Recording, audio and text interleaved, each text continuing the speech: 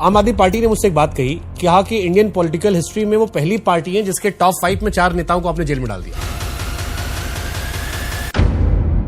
ऐसी दुश्मनी तो बीजेपी वालों की कांग्रेस से भी नहीं थी, सपा से नहीं थी, बसपा से नहीं थी, आरजेडी से नहीं थी। दीवार देखिए आपने। आज मेरे पास बिल्डिंगें हैं, प्रॉपर्टी है, बैंक बैलेंस है, बंगला है, गाड़ी है। क्या है तुम्हारे पास? मेरे पास माँ है। मेरे पास आज हम दीवार स्टाइल में एक सवाल पूछते हैं आपसे। केजरीवाल जी कहते हैं कि भैया हमारे पास फ्री बिजली है 5,000 की, फ्री शिक्षा है 10,000 की, इलाज है 5,000 का, बस सफर 2,500 का, महिला सम्मान 2,100 का, जो होता है 25,000 रुपया महीना। आपके पास क्या है? टोटल जोड़ेंगे तो मुश्किल से 950 रुपए का पड़ता है ये सारा। हाँ, जो 25,000 रुपए लिखे हैं, जो गलत लिखे हैं। जिसने मनुस्मृति को जलाया उसको टिकट मिल गया, नुपुर शर्मा को आइसोलेट कर लिया गया है, टिकट नहीं दिया गया, और इससे कई लोग आपके अपने आपसे नाराज थे। हम तो स्मृति ईरानी को भी सुन रहे थे, स्मृति ईरानी लड़ ली क्या? हम वीरेंद्र सचदेवा को भी सुन रहे थे, वीरेंद्र सचदेवा लड़ लिए क्या? इस पार्ट ऑफ बीजेपी एक पार्टी की कार्यकर्ता तो है ही ना वो। अगर आप सुषमा स्वराज जी की लड़की नहीं होती जी, क्या इतनी इजीली आप सांसद बन जाती? आपको डायरेक्ट सांसद बना दिया गया, ये भी तो बीजेपी का नेपोटिज्म है। बहुत विनम्रता से कहूंगी, मुझे टिकट इसलिए नहीं मिली या मैं राजनीति में इसलिए नहीं हूं क्योंकि मेरी माता श्रीमती सुषमा स्वराज है। जब मेरी मां जीवित थी तब परिवार से और कोई नहीं था, केवल सुषमा स्वराज जी थी। मनोज जी, क्यों केजरीवाल जी पे आप लोग हमला करवाते रहते हैं? फिर सिक्योरिटी भी छीन लेते क्यों होता है वीरेंद्र? मैं बहुत गंभीरता से कह रहा हूँ, इस आने वाले 8 दिनों में गंभीर हमले का आरोप अरविंद केजरीवाल फिर लगाएंगे। मैंने केजरीवाल जी का पॉडकास्ट किया, उन्होंने मुझसे बार बार ये कहा कि इस बार आप लोगों ने वोटर बढ़वाए। उन्होंने कहा कि कई सांसद ऐसे हैं जिनके यहाँ पर 30-30 लोग काम करने वाले नए पैदा हुए। कौन सा ऐसा राज्य है जो कर्जे में नहीं? 1.5 लाख बच्चे क्लास 9th में इन्होंने फेल। तो मेरा ही सवाल आप पूछो, जिसमें आया कि क्लास 9th में दिल्ली गवर्नमेंट के स्कूल में 1 लाख से ऊपर बच्चे फेल इस साल। भारतीय जनता पार्टी पहली बार इतने बड़े स्तर पे वेलफेयर स्कीम लेके आई। रेवड़ी इतिहास की पहली पार्टी बन गई जिसने जातिगत आधार पर 1,000 रुपया देने का ऐलान कर दिया। जातिगत आधार पे? हाँ, वो कौन सा? अभी का ऐलान है, आपके मैनिफेस्टो रखा है सर। अनुसूचित जाति। हाँ, अब एक रहेंगे तो सेफ रहेंगे कि बीच में ये अलग से 1,000 कहाँ से आ गया? आप गए थे मोहल्ला क्लिनिक कभी? मैं कभी नहीं गया जी, मुझे जाना भी नहीं है। गलती से भी संडे को मत बीमार पड़ना, मोहल्ला क्लिनिक संडे को बंद होता है। और हाँ, दिन में दोपहर को 2 बजे के बाद नहीं बीमार पड़ सकते, वो तब भी बंद होता है। 3-4 बार सरकार कैसे बन गई उनकी? फिर मैं अरविंद केजरीवाल अगर इतना बेवकूफ बना रहे थे, केजरीवाल जी बार बार कह रहे कि यार जाके दिखाओ कहाँ पर मिनी बार है, जाके दिखाओ कहाँ पर ऐसे आपने टॉयलेट लगाए हैं जो इतने सोने के टॉयलेट है। वो कहते हैं सब बीजेपी के एलिगेशंस है। सोने के टॉयलेट सीट गायब हो गई हैं, 12 सीटें चोरी हुई हैं। यूपी में टूटी चोरी हुई थी, दिल्ली में टॉयलेट सीट चोरी हुई है। अरविंद केजरीवाल के दिन आगे पॉट उठा के लेके भाग गए। क्यों नहीं लेके जाएंगे?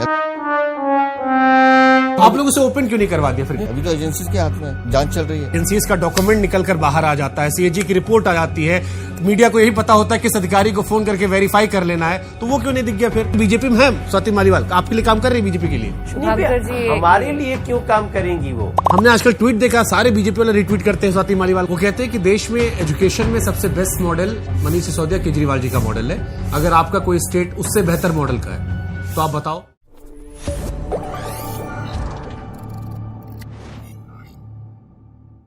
भगवान राम का वनवास 14 सालों का था, लेकिन भगवान राम के आदर्शों पर चलने का दावा करने वाली बीजेपी बीते 27 सालों से दिल्ली में कम से कम वनवास में जी रही। आज जब बीजेपी कई सारे दावे भर रही है तो हमें लगा कि एक कार्यक्रम किया जाए जिसमें कई दिग्गज बीजेपी के नेताओं को हमने बुलाया है, और यहां पर नेताओं में करंट नहीं बल्कि करंट वाले सवाल हम पूछेंगे, वो सवाल जो आपके हैं। कई खास मेहमान मेरे साथ हैं। वीरेंद्र सचदेवा जी हैं, दिल्ली बीजेपी अध्यक्ष है। इसके अलावा 4 सांसद हैं जिसमें मनोज तिवारी जी हैं, बांसुरी स्वराज जी हैं, कमलजीत सहरावत जी हैं, योगेंद्र चंदोलिया जी हैं। लेकिन शुरुआत सचदेवा जी मैं आपसे करता हूं, और पहला सवाल यही है कि 1998 के बाद 27 साल का वनवास हो गया आपका। ऐसा बीजेपी को समझने वाले कहते हैं कि लोकसभा में तो आप लोग जोर लगा देते हैं क्योंकि देश की बात होती है, विधानसभा में हर बार अलग हो जाते हैं, थोड़ा शांत पड़ जाते हैं। इस बार हालांकि कई लोग मान रहे थोड़ा अलग चुनाव है, बट ये इतना लंबा वनवास कैसे हो गया? आपने खुद कहा कि भगवान राम का वनवास 14 साल का था, वो सतयुग था, ये कलयुग है, तो ये 27 सालों में खत्म होना था। तो इसलिए इस बार ये वनवास भी खत्म होगा, और माननीय प्रधानमंत्री जी के नेतृत्व में बीजेपी का मुख्यमंत्री भी बनेगा, डबल इंजन की सरकार बनेगी। जिन कारणों की आप बात कर रहे हैं उसके कारण अलग अलग हैं, और वो कई ऐसी गलतियां भी हैं जिन्हें हमने सुधारने की कोशिश की है। और मुझे उम्मीद है कि हमने उस पर बहुत अच्छा काम किया है, संगठन के पार्ट पे भी, और कुछ वोटर लिस्ट का जैसे मैं कई बार जिक्र करता हूँ लगातार। और अगर आप कहें तो मैं एक एग्जाम्पल देके बता सकता हूँ, 2014 का लोकसभा चुनाव हम जीतते हैं, 2015 का लोकसभा चुनाव 9 महीने बाद होता है, दिल्ली में अचानक 14 लाख वोट बढ़ जाते हैं सिर्फ 9 महीने में। ये ऑन रिकॉर्ड है, मैं नहीं कह रहा हूँ, चुनाव आयोग की साइट पे जाके देख सकते हैं। हम नहीं समझ पाते क्या हुआ ये। 2015 से 2019 तक लगभग 4 सालों में 3.5 लाख वोट बढ़ते हैं। ठीक है, नॉर्मल प्रोसेस है, लोग आएंगे बनाएंगे भी अपना। फिर 2019 का लोकसभा चुनाव हम जीतते हैं, फिर 2020 का चुनाव आता है, फिर वो 8 महीने बाद आता है, फिर 9 लाख वोट बढ़ जाते हैं। तो ये ऐसी चीजें थी जिनको हमने पकड़ा, सीखा, और 2024 के बाद हमने उस पर काम किया कि आखिर ये सरप्राइजिंग वोटर कहाँ से आता है।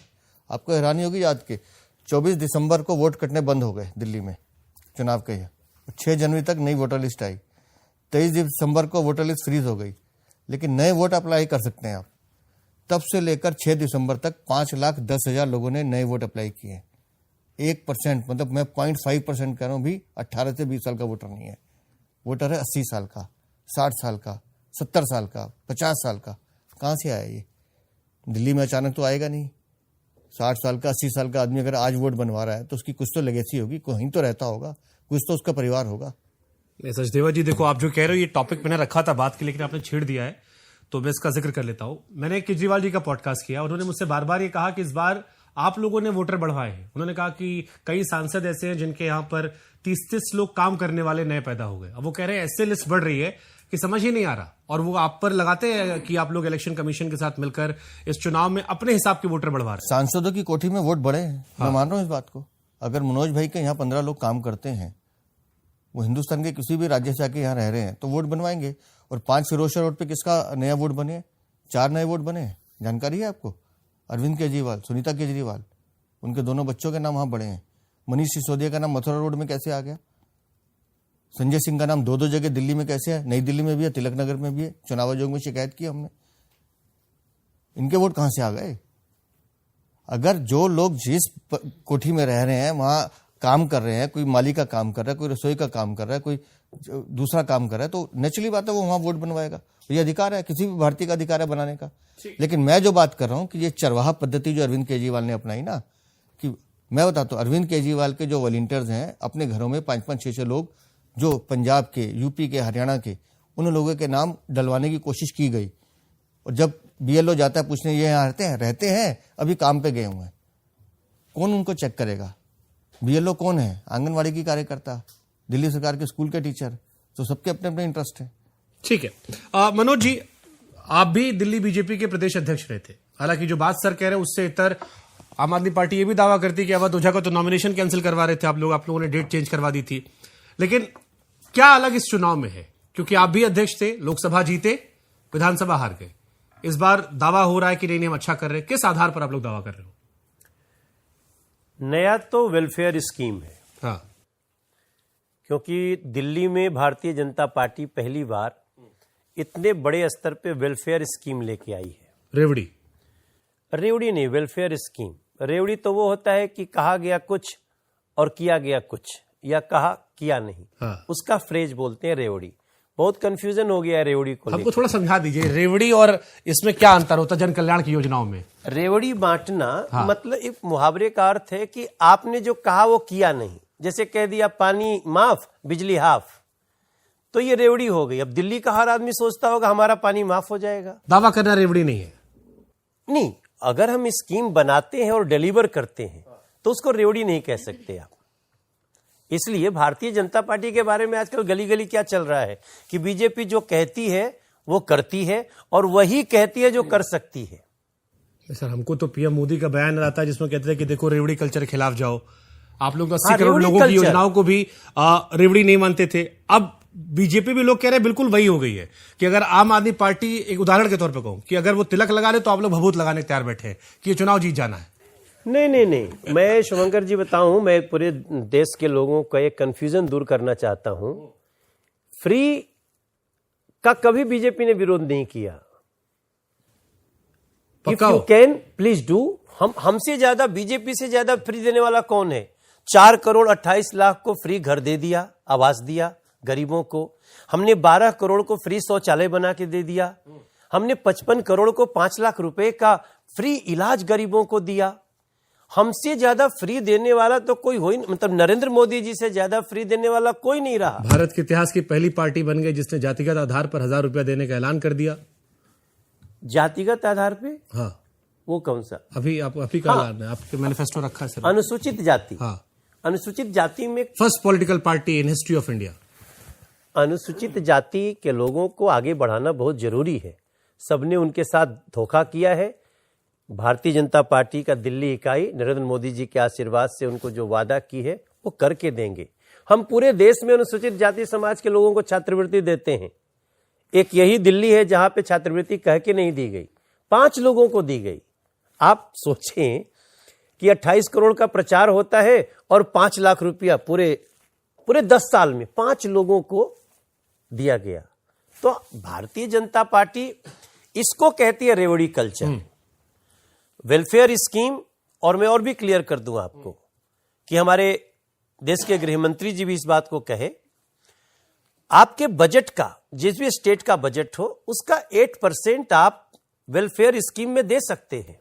कितना परसेंट? 8%। 8%। तो उसका हम वेलफेयर स्कीम में दे सकते हैं। और बीजेपी की अच्छी बात क्या है कि देखिए, हम 2023 का जो चुनाव था ना छत्तीसगढ़ का, उससे पहले हम कैश देने के लिए कहीं भी बात नहीं करते थे। पहली बार हम छत्तीसगढ़ से शुरुआत किए, जहां तक मेरी याददाश्त है। और इसलिए किए क्योंकि कांग्रेस ने कह के नहीं दिया, आम आदमी पार्टी ने पंजाब में कह के नहीं दिया, हमने उस पर वर्कआउट किया। Yes we can. फिर हम छत्तीसगढ़ भी दे रहे हैं, हम अब महाराष्ट्र भी दे रहे हैं, हम हरियाणा भी दे रहे हैं। तब हमने कहा कि दिल्ली को हम 2500 रुपए, और देखिए ये ईमानदारी देखिए बीजेपी की, कि हम लिखते हैं कि बीजेपी दिल्ली के प्रत्येक गरीब महिला को 2500 रुपया देगी। आप आम आदमी पार्टी का पोस्टर उठाइए, आप कांग्रेस का पोस्टर उठाइए, ये गरीब और ये कैटेगरी नहीं बताते हैं वो, क्योंकि उनको करना नहीं है। Example is Punjab and Delhi. आज भी मैं अपने जहांगीरपुरी में एक महिला को मैंने सार्वजनिक रूप से कहा कि भाई कोई बहन ऐसी है जिसका 1000 रुपए का रजिस्ट्रेशन हुआ, 25 लोगों ने हाथ उठाया 1000 की सभा में। और जब वहां पे मंच पे आई, उनका नाम सुनीता था, उन्होंने कहा हम भरे थे 1000 रुपया के लिए लेकिन मिला नहीं हमको। तो जो आम आदमी पार्टी, उसको सिर्फ कहना है, बोल देना है, जमुना जी साफ कर देंगे, रेवड़ी बांट आएंगे सर, आएंगे। एक बार सबको शामिल कर लेते हैं, फिर आराम से खुलकर खेलेंगे। बांसुरी, लेकिन मेरे मन में फिर सवाल आता है, जैसे आप नई पीढ़ी से हो जी, फिर बीजेपी अलग कैसे है? अगर आप सब कुछ कंपटीशन कर रहे हो कि ये 2100 दे रहे हैं, हम 2500 दे रहे हैं, आप ये दे रहे हो, हम बढ़कर दे रहे हैं, वो 12 बजे प्रेस कॉन्फ्रेंस करते हैं, हम शाम को 4 बजे कर देंगे, तो फिर डिफरेंस क्या रह गया? मैं आपको बताती हूँ। और एक और सवाल आपसे ऐड कर देता हूं, जो बात उन्होंने 1000 वाली कही जी, आप ही की पॉलिटिकल पार्टी का नारा था एक रहेंगे तो सेफ रहेंगे जी। अब एक रहेंगे तो सेफ रहेंगे कि बीच में ये अलग से 1000 कहां से आ गया? आप भी कर सकते थे कि भाई कैटेगरी मत बांटिए, जिस बच्चे को जरूरत हो उसको दे दीजिए, बट आपने पर्टिकुलर किया, तो ये या तो कवर अप था वो जो अम्बेडकर जी को लेकर हुआ, या आपको आम आदमी पार्टी से डर लग गया कि उन्होंने कहा कि फ्री दे रहे एजुकेशन? बिल्कुल, दोनों सवालों का जवाब दे देती हूँ। तो सबसे पहले तो आपने पूछा कि डिफरेंस क्या है। हाँ, डिफरेंस फिलॉसफी में है, क्योंकि मोदी की गारंटी सभी गारंटी पूरी करने की गारंटी है। आपने जो मनोज भाई से सवाल पूछा, उस पर थोड़ा सा मैं भी प्रकाश डालना चाहूंगी, वही डिफरेंस दिखाने के लिए। रेवड़ी यानी डोल की आप बात कर रहे हैं, और जन कल्याण में क्या अंतर है, एक उदाहरण देना चाहती हूं। हमारे संकल्प पत्र में हमने ये संकल्प लिया है, वो बच्चे जो कॉम्पिटिटिव एग्जाम्स में जाने वाले, मान लीजिए यूपीएससी का एग्जाम देते हैं, उनको 15,000 रुपए की आर्थिक मदद होगी। उनके एप्लीकेशन की फीस भाजपा की डबल इंजन की सरकार भरेगी, और यह भी कि उनका टू एंड फ्रो यानी 2 तरफ की यात्रा की आर्थिक मदद भी भाजपा की डबल इंजन की सरकार दे रही है। ये डोल नहीं है, क्योंकि आप उस बच्चे के भविष्य में निवेश कर रहे हैं। ये एक बार की बात है जब आप उस बच्चे की मदद कर रहे हैं। डोल तब होता है जब आप एक्सचेकर पे किसी तरह का बोझ डालते हैं। अब मैं आपको आयुष्मान भारत का उदाहरण देना चाहती हूं। आयुष्मान भारत में हम हेल्थ इंश्योरेंस की बात कर रहे हैं। आप एक जिम्मेदारी ओट रहे हैं अपने देश के नागरिक की। और ये इसमें जो सीनियर सिटीजन्स वाली जो बात है, जो वे वंदन कार्ड की बात है कि 70 बरस से बड़े, वो चाहे किसी भी आर्थिक या सामाजिक पृष्ठभूमि से आते हैं, चाहे वो सेवा बस्ती में रहते हो, चाहे बंगलों में रहते हो, उनका जिस दिन से 70 बरस का उनका जन्मदिन है और उनकी आखिरी श्वास तक 5 लाख रुपए का सालाना मुफ्त इलाज, वो हेल्थ इंश्योरेंस की गारंटी भाजपा की डबल इंजन की सरकार ले रही है। रेवड़ी की बात तब है जब आप, जैसे केजरीवाल जी, बहुत विनम्रता से कहूंगी, रात को सोते हैं, निद्रा में जो स्वप्न आता है सुबह उठ के केवल घोषणा कर देते हैं और नियत नहीं है उनकी उसको पूरा करने की, और करेंगे भी कहां से। 31 साल में पहली बार दिल्ली का बजट 7,000 करोड़ रुपए के डेफिसिट में है।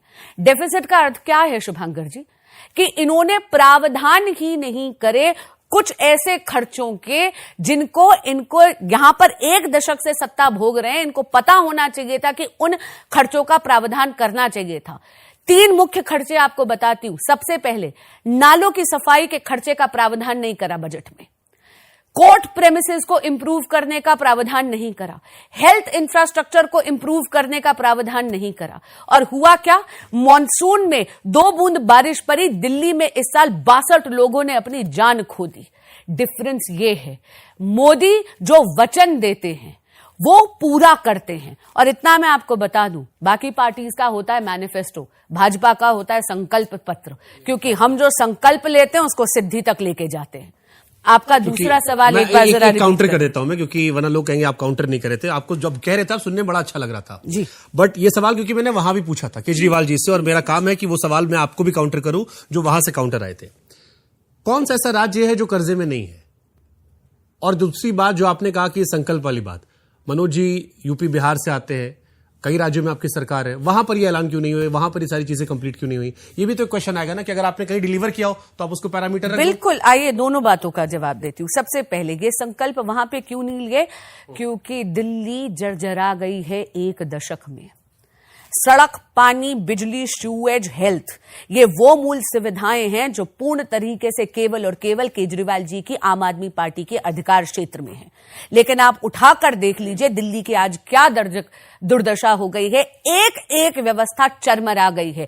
दिल्ली को आपदा ने घेर दिया है, जैसे आदरणीय प्रधानमंत्री श्री नरेंद्र मोदी जी ने कह दिया है। जब एक बच्चा वीक हो जाता है तो उसको सुदृढ़ करने के लिए थोड़ी ज्यादा उस पर मेहनत करने की जरूरत है। इसीलिए दिल्ली के लिए ज्यादा यहां पर राज्य का पैरामीटर दोगे आप? मैं आपको बता रही हूं, जैसे हरियाणा में जरूरत नहीं है। हरियाणा में ये संकल्प इसलिए नहीं लिए गए क्योंकि हरियाणा का इंफ्रास्ट्रक्चर और दिल्ली के इंफ्रास्ट्रक्चर को खोल के देख लीजिए, यूपी के इंफ्रास्ट्रक्चर और दिल्ली के इंफ्रास्ट्रक्चर को खोल कर देख लीजिए, कंपैरेटिव एनालिसिस कर लीजिए। वो तो कहते हैं कि उनके स्कूल ज्यादा बेहतर है दिल्ली के। आज ही उन्होंने बहुत सारे पोस्ट डाले हैं। 1.5 लाख बच्चे क्लास 9th में इन्होंने फेल। तो मेरा ही सवाल आप पूछ रहे हो। 1.5 लाख बच्चे इन्होंने फेल कर दिए। आपने जो सवाल पूछे, क्षमा करिएगा, वो कहां से आए? वो जनता की तो आवाज थे ना जिन्होंने आप उठाई। इसका मतलब जनता का मानस था ना, जिसको आपने यहां पर परिलक्षित करा। ठीक है, वहां भी मैं अपनी जिम्मेदारी निभा रहा था, यहां भी निभा रहा हूं। हालांकि आपने जवाब नहीं दिया कि कौन सा राज्य है जो कर्जे में नहीं है। नहीं, उसकी वो कह रहे हैं कि हम फ्री भी दे रहे हैं, लेकिन बाकी राज्य तो नहीं दे रहे, वो भी कर्जे में है। नहीं, मैं इसका बता देती हूं। आपने कहा कौन सा राज्य कर्जे में नहीं है, लेकिन दिल्ली का कर्जा जो है उसके मैं 3 उदाहरण आपको देती हूं, इनफैक्ट 4 देती हूं। एक आंकड़ा तो मैंने आपके समक्ष रख ही दिया कि 31 साल में पहली बार दिल्ली का बजट इन्होंने 7,000 करोड़ रुपए के डेफिसिट में लाके खड़ा कर दिया है। आपको याद होगा, खड़े होके बहुत सार्वजनिक तौर पर केजरीवाल जी ने बहुत बड़े बड़े दावे करे थे, पैसा बहुत है, सरप्लस बहुत है। दिल्ली जल बोर्ड को इन्होंने, जो 2013 में प्रॉफिट में था, 73,000 करोड़ 73,000 करोड़ रुपए के घाटे में लाके रख दिया। इसी तरह रेगुलेटरी एसेट्स, जो ये बिजली की बात करते हैं, उसमें मैं आपको बता दूं, टैरिफ पॉलिसी बहुत क्लियर है। रेगुलेटरी एसेट्स, ये जो आप करते हैं, ये प्रैक्टिस बहुत रेयरली करनी चाहिए, केवल तब करनी चाहिए अगर किसी प्रकार की इमरजेंसी हो। कोविड का काल आप छोड़ दीजिए, जरा केजरीवाल जी मुझे बताएंगे कि 1 दशक में ऐसी कौन सी इमरजेंसी थी कि इनको रेगुलेटरी एसेट्स की प्रैक्टिस दिल्ली में लागू करनी पड़ी? You will be shocked. 21,000 crore रुपए का कर्जा इन्होंने दिल्ली पे रेगुलेटरी एसेट्स में लाकर खड़ा कर दिया है। दूसरी तरफ जो डिस्कॉम से पैसा लेना था, एंड माइंड यू वो पैसा दिल्ली की जनता का पैसा बनता है, जो डिस्कॉम से पैसा इनको लेना था वो 26,000 करोड़ रुपया इन्होंने अभी तक वसूला नहीं है। ये जो आंकड़े मैं आपको दे रही हूं ना, they are not merely statistics, they are responsibility। ठीक है, हालांकि इन आंकड़ों को वो क्लियरली डिनाई करते हैं। वो कहते हैं ऐसी सीएजी की रिपोर्ट 10 हम भी दे सकते हैं। हाँ, तो इसीलिए कोर्ट के कहने के बावजूद भी अभी तक सीएजी की रिपोर्ट को इन्होंने विधानसभा के पटल पे नहीं रखा। ठीक है, कमलजीत जी मैं आपके पास आऊंगा। दिल्ली बीजेपी पर एक बहुत आरोप लगता है कि कार्यकर्ता कम है, नेता ज्यादा है। हर नेता जो है आपस में सिर्फ उटव्वल किए रहता है। एक एलिगेशन आप पर ये बहुत ज्यादा आता है। दूसरा, सांसदों में तो आप बार बार जीतते रहते हो, इस बार चुनाव अलग कैसे है? जितने 3 लोग के दावे सुनाई पड़े, मुझे ऐसा लग रहा है कि तो आप जीत रहे हो, 3 लोग को सुनकर लग रहा है। तो क्या अलग है? पहले भी आप जीत रहे थे लोकसभा, और ये जो इंटरनल पॉलिटिक्स की बात है। सबसे पहले आपने जो नेता की बात कही, मैं उस पर आना चाहूंगी। नेता कौन होता है? जो समाज को एक मार्गदर्शन दे, जो समाज को लीड करे, वहां पर समस्याओं के बीच में जाकर खुद को खड़ा करके उन समस्याओं के बीच से रास्ता निकाले। भारतीय जनता पार्टी का हर कार्यकर्ता जमीन का कार्यकर्ता है। उसे आप कोविड में भी खड़ा हुआ देखेंगे, उसे कंसंट्रेटर के लिए लड़ता हुआ देखेंगे, वो उसे गरीब की मदद करते हुए देखेंगे। अगर पड़ोस में 2 ग्रुप में झगड़ा हो जाता है तो आप उसे सुलझाते हुए देखेंगे। 10 फोन हमसे के पास आते हैं इस तरह के, जब हम फैमिली इश्यूज को जाके समझाते हैं। तो इसीलिए भारतीय जनता पार्टी का हर कार्यकर्ता नेता बन जाता है, क्योंकि वो लीड करता है समाज की समस्याओं को लेकर। तो ये हमारी एसेट्स है, इसमें तो किसी को कोई दिक्कत नहीं होनी चाहिए। और जैसे आपने सीएम फेस का ऐलान नहीं किया तो बार बार एलिगेशन ये आया कि एक आदमी के नाम पर सहमति नहीं बन सकती है, सिर्फ उटव्वल बचाने के लिए बीजेपी ने कर दिया। ये देखने का अपना अपना नजरिया है। आप उसे 6 देख रहे हैं, मैं उसे 9 देख रही हूँ। हमारा है कि हर व्यक्ति अपनी अपनी कॉन्स्टिट्यूंसी से लड़ रहा है। बाद में जो हमारे विधायक बनेंगे, as per ratio, as per area, जो भी एक हमारा आपस में उनके साथ बैठ के इक्वेशन बनेगा, हम उसको कर लेंगे। कहीं कोई क्वेश्चन ही नहीं है हमारे बीच में।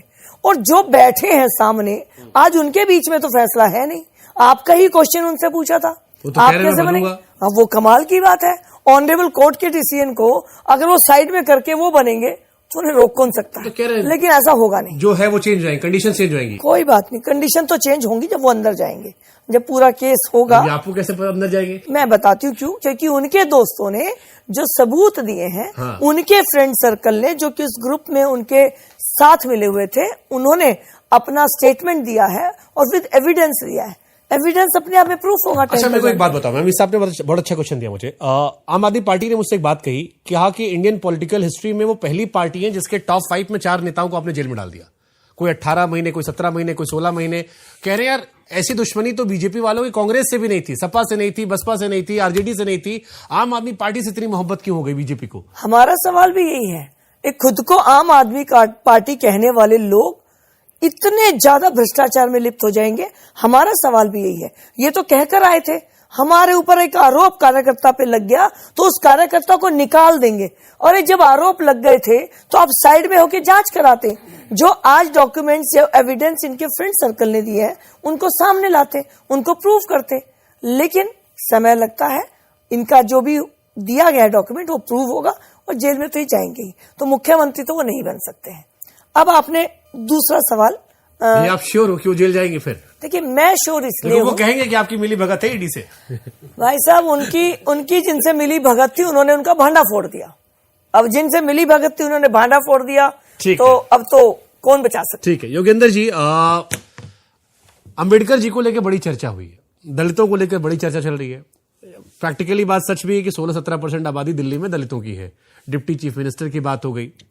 ये जो ऐलान हुआ पहली बार ऐतिहासिक, जिसको हमने कहा कि भाजपा ने एक नया शिलापट रख दिया कि अब जातिगत आधार पर भी पैसा बटेगा, ठीक है? नहीं, भारतीय जनता पार्टी या ये उसका कवर अप था, वो जो अमित शाह जी वाला बयान वायरल हो गया था? नहीं, अमित शाह जी का बयान कोई वायरल नहीं हुआ। वो तो जानबूझकर उनकी शरारत है। आरक्षण की जहां तक बात है और ये डॉक्टर अंबेडकर की जहां तक बात है, डॉक्टर अंबेडकर को चाहे कांग्रेस पार्टी हो और चाहे आम आदमी पार्टी, डॉक्टर अंबेडकर का चित्र लगाने से डॉक्टर अंबेडकर के अनुयायी नहीं बन सकते। कांग्रेस पार्टी ने भी डॉक्टर अंबेडकर जी का जितना सम्मान करना चाहिए था, उनका अपमान किया है। डॉक्टर अंबेडकर लोकसभा के सदस्य ना बन पाए, इसके लिए पंडित जवाहरलाल नेहरू उनके पार्लियामेंट क्षेत्र में 2 बार जाते हैं। जो व्यक्ति संविधान का निर्माता है, जो व्यक्ति अंतरिम सरकार के अंदर लॉ मिनिस्टर है, और वो व्यक्ति की जो सोच है, उस सोच को उस समय उन्होंने भी कहा था कि कश्मीर में धारा 370 नहीं लगनी चाहिए, और धारा 370 का विरोध उन्होंने किया। तो 2 व्यक्तियों ने अगर पार्टी अंतरिम सरकार से इस्तीफा दिया, डॉक्टर श्यामा प्रसाद मुखर्जी जी ने और डॉक्टर अंबेडकर जी ने, ये बात कांग्रेस पचा नहीं पाई। चलिए कांग्रेस की बात, आपकी लड़ाई किससे, कांग्रेस से, आम आदमी पार्टी से? नहीं, देखिए, हमारी लड़ाई तो हमारे लिए तो दोनों बराबर है। और कांग्रेस बराबर है। मैं बताता हूं, 2013 में यही अरविंद केजरीवाल थे जो अपने बच्चों की झूठी कसम खाई। उन्होंने कह रहे थे हम कांग्रेस से समझौता नहीं करेंगे। हमने पूछा ये सवाल उनसे, तो उन्होंने कहा कि जनता के बीच में हम गए और उन्होंने कहा कि ठीक है आप जोड़ लो। नहीं, वो सत्ता का उनको लालच था, सत्ता का दुरुपयोग करना चाहते थे, अनार्किस्ट व्यक्ति हैं। और उन्होंने, एक बार गलती हो सकती है, दूसरी बार गलती 2024 के चुनाव में क्यों समझौता किया था 4 और 3 सीटों का? ये सत्ता के लालच के अंदर अरविंद केजरीवाल जी, जो अपने बच्चों की झूठी कसम खा सकता है। मैं बहुत जगह अब मैं सर एक सवाल मैं कर लेता हूं अम्बेडकर जी का, क्योंकि आपने जिक्र किया है, जनता के सवाल। इतिहास तो हम सबने पढ़ा भी है, और इलेक्शन में अगर इतिहास पे जाऊंगा तो लोग मुझे गाली देंगे कि मुद्दों पे नहीं आए। अम्बेडकर जी का एक कोट मैंने पढ़ा था, मुझे बड़ा टच कर गया था कि वो आपको सब कुछ फ्री में देंगे सिवाय शिक्षा के, क्योंकि शिक्षा सवाल पूछने का अधिकार देती है। और ये मैं बड़ा टच हो गया इससे कि यार कितनी गहरी बात ये है। जितनी पार्टियां इंक्लूडिंग बीजेपी, आम आदमी पार्टी, कांग्रेस, आपको लग रहा है ये अम्बेडकर जी की बात मान रही है, या वोट के लिए सब दलितों को लुभाने के लिए ये ले लो, वो ले लो, ये ले लो, बस वोट दे दो? नहीं, ऐसा नहीं है। डॉक्टर अंबेडकर जी ने जो बात कही थी, और हमारे देश के पूर्व प्रधानमंत्री अटल बिहारी वाजपेयी जी की बात कहते थे, शिक्षा और स्वास्थ्य ये बिल्कुल फ्री होना चाहिए। बात है, इस पे मैं भी सहमत हूं आपसे, फ्री होना चाहिए। हाँ। ठीक है जी, लेकिन जिस प्रकार की आवश्यकता है, दलितों को जिस प्रकार से मुख्य धारा से पीछे रखा गया, तो उनको कहीं ना कहीं बराबरी का दर्जा तो दिया जाएगा। अगर आज डॉक्टर अंबेडकर का आरक्षण है, इसलिए आज मैं लोकसभा का सांसद बना हूं, अगर आरक्षण नहीं होता तो मैं लोकसभा का सांसद नहीं बन सकता था। मेरा यह कहना है कि अनुसूचित जाति के लिए केवल डॉक्टर अंबेडकर जी का चित्र लगाकर और उनका अपमान करने का काम जो अरविंद केजरीवाल की पार्टी करती है, दूसरा चित्र उन्होंने जो है हमारे शहीद भगत सिंह जी लगा रखा है। शहीद भगत सिंह जी का जो था उनका देश के प्रति योगदान, और इनका श्रीमान केजरीवाल साहब का करप्शन, भ्रष्टाचार, चोर बाजारी, झूठ, महाठग, इतना होने के बाद मुझे लगता है कि डॉक्टर अंबेडकर जी का और भगत सिंह जी का चित्र हटना चाहिए, और या तो उनके कामों, उनके कार्यों पर चले, उनकी बात पर चले, ये तो चित्र हटा दे। पॉलिटिकल पार्टी बताओ जो चोर नहीं है, या जिसमें चोर नहीं है। भारतीय जनता पार्टी, नरेंद्र मोदी जी की सरकार, एक भी चोर नहीं है। एक भी व्यक्ति के ऊपर, मैं मंत्रिमंडल की बात कर रहा हूं, और एक भी सांसद 2014 से लेकर आज तक एक भी आरोप कोई भी व्यक्ति भारतीय जनता पार्टी पर लगा नहीं पाया है। राजनीतिक पार्टी का कोई भी व्यक्ति, चाहे कितने से कितना बड़ा नेता हो। ठीक, मैं आपको सोशल मीडिया वालों के हवाले कर रहा हूं, वो आपको सही गलत दे देंगे। अब ये ओपन फोरम है, अगर आप में से जिस व्यक्ति को जवाब देना हो आप हाथ उठा सकते हैं, क्योंकि अब 5 के लिए सवाल है। पहला सवाल तो यही है सर कि इस बार बीजेपी के मुद्दे बदले क्यों? क्योंकि इससे पहले चुनाव जब होते थे तो जो बीजेपी कोर इश्यूज है, नेशनल इश्यूज है, अक्सर वो डोमिनेट करते थे। इस बार बीजेपी बिल्कुल आम आदमी पार्टी के रंग में है। आप इसे जो जवाब देना चाहें। पार्टी के रंग में क्या है, 10 साल में एक सरकार का शासन देखा, दिल्ली राज्य का चुनाव, स्ट्रेटजी तो चेंज किया सर आपने। दिल्ली राज्य का चुनाव है, एक आदमी जो मुख्यमंत्री बनकर यहाँ बैठा है, अगर वो दिल्ली को बर्बाद करने का काम कर रहा है, चोरी कर रहा है, उस पर भ्रष्टाचार के आरोप सत्यापित हो रहे हैं और हर विभाग में घोटाला हो रहा है, तो उसकी चर्चा दिल्ली में नहीं करेंगे तो क्या करेंगे? जैसा अभी बांसुरी ने कहा कि 62 लोग मर गए सिर्फ 15 मिनट की बारिश में, कौन उनकी हत्या, वो हादसा नहीं है, हत्या है, कौन है उसका जिम्मेदार? क्लासरूम की बात, शिक्षा की बात करते हैं, 1300 करोड़ का घोटाला सिर्फ कमरों में, 1300 करोड़ का। मतलब आप कोई एक विभाग उठा लीजिए, चाहे शिक्षा हो, हेल्थ हो, तो हॉस्पिटल बनाने में इतना उसमें एस्केलेशन कर दिया कि वो 400 करोड़ पे पहुंच जाता है। शराब का घोटाला, कौन सा मुख्यमंत्री ऐसा होता है जी जो एक पौवे के साथ दूसरा पौवा फ्री देता है? हमने तो किसी हिंदुस्तान में सुना नहीं कभी। लेकिन कोविड में जब लोग मर रहे थे ये शराब की नीति बनाने में लगे हुए थे। कोविड में जब लोग मर रहे थे ये शीशवेल बनाने में लगे हुए थे। शराब से सारे स्टेट पे सर पैसा शराब से ही आता है सर मुझे सबसे ये ज्यादा बता आता है सरकार की इनकम का साधन हो सकता है लेकिन किसी की जिंदगी से बढ़कर नहीं हो सकता। ये तो बिल्कुल सच बात है। ये बात तो भी कई सारे कॉन्सर्ट्स में एक्टर्स ने भी उठाई थी कि हमको कहते हैं कि शराब पे गाने मत बनाओ और सारी स्टेट गवर्नमेंट जो है वो शराब से पैसा लेती है। मैंने इसलिए कहा ना कि एक राज्य बता दीजिए जो ये कहता हो कि एक बोतल के साथ दूसरी बोतल फ्री ले जाओ। मतलब नहीं है, क्यों पैसा कमाना है, कैसे कमाना है उसकी छोड़िए। मतलब मुझे हर हालत में पैसा मुझे नहीं पता इस आदमी को पैसे की इतनी भूख क्यों है। और एक नहीं, मैं ऐसे 10 उदाहरण दे सकता हूं, 10 उदाहरण। मोहल्ला क्लिनिक स्वास्थ्य का विषय, अभी बात करें कि स्वास्थ्य शिक्षा और स्वास्थ्य फ्री होना चाहिए। 65,000 नकली टेस्ट बना दिया आपने। एक ही आदमी के 18,000 टेस्ट हैं, एक ही आदमी के। इतनी तो शरीर में बीमारियां नहीं होती। आप गए थे मोहल्ला क्लिनिक कभी? मैं कभी नहीं गया जी, मुझे जाना भी नहीं है, क्योंकि जब भी देखते हैं वह कुत्ते या गाय बंदी होती है। तो कहते हैं कम दवाइयां मिलती हैं, छोटी टिकियां मिल जाती है। ग्रेटर कैलाश में का 3-3, अभी हमारे पॉडकास्ट में हमने एग्जांपल दिया था कि 3-3 बनाए और बड़ी अच्छी है, हॉस्पिटल जाने की जरूरत ही नहीं है। आप अभी नहीं गए कभी मोहल्ला क्लिनिक? नहीं, मैंने जाने की कोशिश की। हाँ। मेरा थोड़ा सा तबीयत खराब थी, मैंने एक लोकेशन देखी। मैं सेक्टर 19 में रहती हूँ, तो नियरेस्ट लोकेशन सेक्टर 22 की दिखाई। तो मैंने गूगल पे उसको टैप किया, मैं वहां पे गई। तो जब मैं वहां पे गई तो मुझे झाड़ी झूड़ी हटा के, थोड़ा एक गेट पे लॉक लगा हुआ था, फिर मैंने थोड़ा अंदर झांकने की कोशिश की तो पोर्टा कैबिन पे मोहल्ला क्लिनिक लिखा हुआ था। तो मैंने कोशिश की, पर मेरा दुर्भाग्य था कि वो स्थान तक मैं पहुंच नहीं पाई। पक्के बीजेपी नेता। नहीं, उसमें ये भी है, आप गलती ऐसा थोड़ी ना कि दिल्ली में एक भी अच्छी मोहल्ला क्लिनिक नहीं होगी। ये मेरे पड़ोस की मैं जाऊंगी ना, मेरे को बुखार होगा। मनोज जी भी मुस्कुराने लगे तो सुन के। शिवांगी जी बताइए, मुझे बुखार है तो मैं पड़ोस में ही तो जाऊंगी। आप सेक्टर 22 जाऊंगी। नहीं, पर मैं आपको बता रही हूँ, गलती से भी संडे को मत बीमार पड़ना। मोहल्ला क्लिनिक संडे को बंद होता है, और हाँ, दिन में दोपहर को 2 बजे के बाद नहीं बीमार पड़ सकते, वो तब भी बंद होता है। आप भी गए थे? हाँ, मैं नियरेस्ट पे गई थी। मुझे इसमें कहना है, बांसुरी जी तो पार्षद नहीं बनी, मनोज जी भी नहीं बने, तो सीधे एमपी नेता है। मैं और कमलजीत जी पार्षद रहे हैं। आप लोग? हम पार्षद रहे हैं। इसको कॉम्प्लीमेंट के तौर पे दे रहे, ताने के तौर पर? नहीं, मैं बताना चाहता हूँ, तुम कुछ नहीं बोले। मैं बताना चाहता हूँ, ये मुझे बता रहे, तो सीधे मौका मिल गया। मैं बताना चाहता हूँ। एक कलाकार थे, एक की मम्मी बड़ी। दिल्ली नगर निगम की डिस्पेंसरी, दिल्ली नगर निगम के पोली क्लिनिक, दिल्ली सरकार की डिस्पेंसरी जो बिल्टअप है, जहां पर डॉक्टर, एक्सपर्ट डॉक्टर बैठे हुए हैं, और ये केवल मोहल्ला क्लिनिक अपने लोगों को फायदा पहुंचाने के लिए रेंट के रूप में, सरकारी लैंड पर कब्जा करने के रूप में, और वहां पर केवल मात्र कोई दवा देने के अलावा, या जो हमारे अध्यक्ष जी कह रहे हैं टेस्ट, एक एक व्यक्ति के इतने टेस्ट, क्या वहां पर किसी का बुखार देखने के अलावा कोई काम हो सकता है? तो क्या 3-4 बार सरकार कैसे बन गई उनकी फिर, अगर इतना बेवकूफ बना रहे थे? देखिए, अब सरकार, लोग समझ भी तो गए, 67 सीट पा गए, 62 सीट पा गए। लोग अब समझ भी गए हैं। अब लोग कौसंबी का रास्ता भी दिखाएंगे। शिवांकर जी, आपने मूल प्रश्न पे आते हैं। आपने कहा कि हमने अपनी चीजें बदली क्यों। देखिए, आप समझिए, एक व्यक्ति अचानक आता है और वो कहता है मैं व्यवस्था बदल दूंगा, और बड़े बड़े बोर्ड लग जाते हैं, फ्री हेल्थ, फ्री एजुकेशन। अब मैं अपनी बात करती हूँ, मैं गवर्नमेंट स्कूल में पढ़ी, मैंने फ्री एजुकेशन ली, मैंने कभी कोई फीस नहीं दी। मेरे पड़ोस में दीनदयाल उपाध्याय जो हॉस्पिटल है वो था, मैंने नीली दवाई चोट लगने पे वहीं से ली, पर मैंने कभी कोई पैसा नहीं दिया। जब ये बोर्ड लगे पूरी दिल्ली में, तो लोगों ने इसको इग्नोर कर दिया। हर हॉस्पिटल में, हर स्कूल में बोर्ड लगा दिया, फ्री शिक्षा, फ्री हेल्थ। लोगों ने सोचा ठीक है, नॉर्मल ही तो है। लेकिन इसने पूरी भारत के अंदर फिनलैंड तक एडवर्टाइजमेंट करके ऐसा बना दिया जैसे कोई नया चमत्कार हो गया।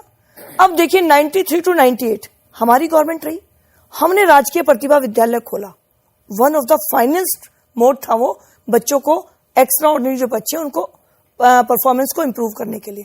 हमने उस टाइम पे बुजुर्गों को पेंशन दी है, हमने राशन कार्ड बनाए।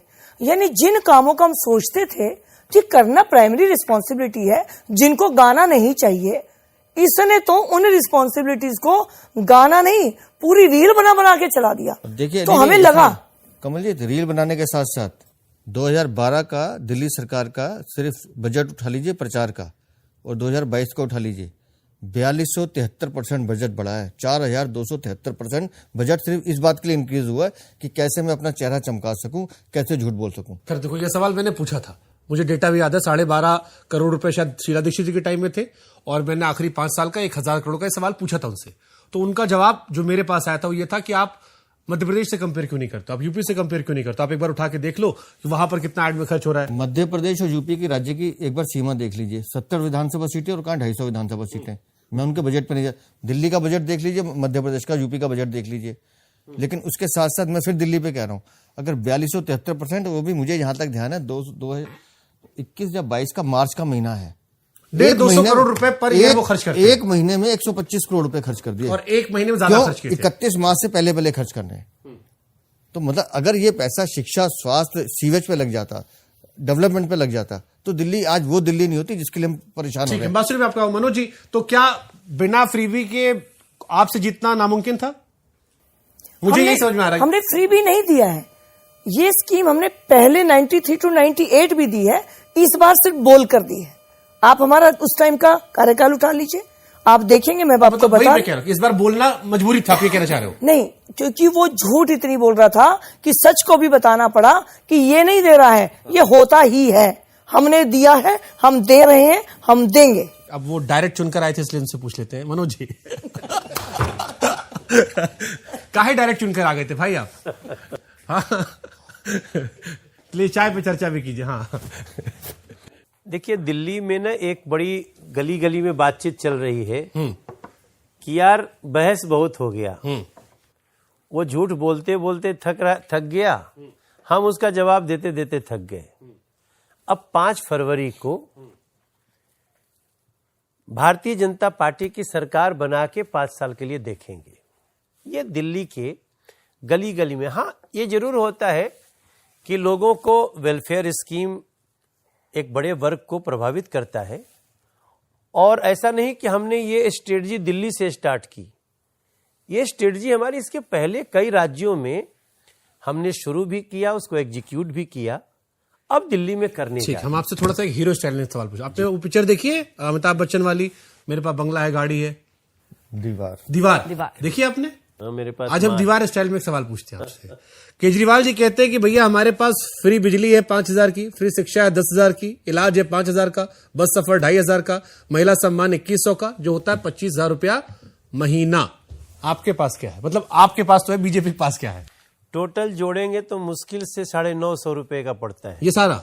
हाँ, ये जो 25,000 रुपए लिखे हो, जो गलत लिखे हैं, आप ये सब कुछ मिला करके 900-950 रुपए का पड़ेगा। उसका तो कैसे, थोड़ा समझाइए फिर, क्योंकि वो तो लिखे, बकायदा ट्वीट है आम आदमी पार्टी की पेज से, बिजली 5,000, शिक्षा 10,000, फ्री इलाज 5,000, बस सफर 2,500, महिला सम्मान 2,100 रुपया। हम एक झुग्गी बस्ती में बैठे, झुग्गी बस्ती में लोगों से पूछा कि बहनों आप लोगों को पानी कैसे मिलता है? बोलते हम खरीदते हैं। हमने बोला खरीदते हैं? बोले हाँ भैया हम तो खरीदते हैं। बोला कितना खरीदते हो? बोला 1 जार आता है, वो 25 से 30 रुपए का पड़ता है। कितना जार खरीदते हो? बोले 2-3 खरीदना पड़ता है। तो 3,000 रुपया तो पानी खरीदने के लिए झुग्गी वाले दे रहे हैं, 2,000 से 3,000 तक। और अगर आप कहेंगे तो मैं आपको ये वीडियो भी दे दूंगा, जो हमारे पास उनका वीडियो है। मुझे तो लगता है शुभंकर जी एक बार जाके झुग्गी में पॉडकास्ट करो। हम बहुत सुन लिए केजरीवाल को, बहुत सुन लिए मनोज तिवारी को, बहुत सुन लिए सबको। झुग्गियों की तो सुनो, कभी उन बुजुर्गों की तो सुनो जिनके पेंशन बंद हो गए 2018 के बाद। जरा उनसे पूछो जो गंदा पानी पीने से एक साल में 20-20 हजार लोग मर गए, स्लो पॉइजन की तरह मरे। इसलिए ये पता नहीं चल पाया कि ये मरे हैं।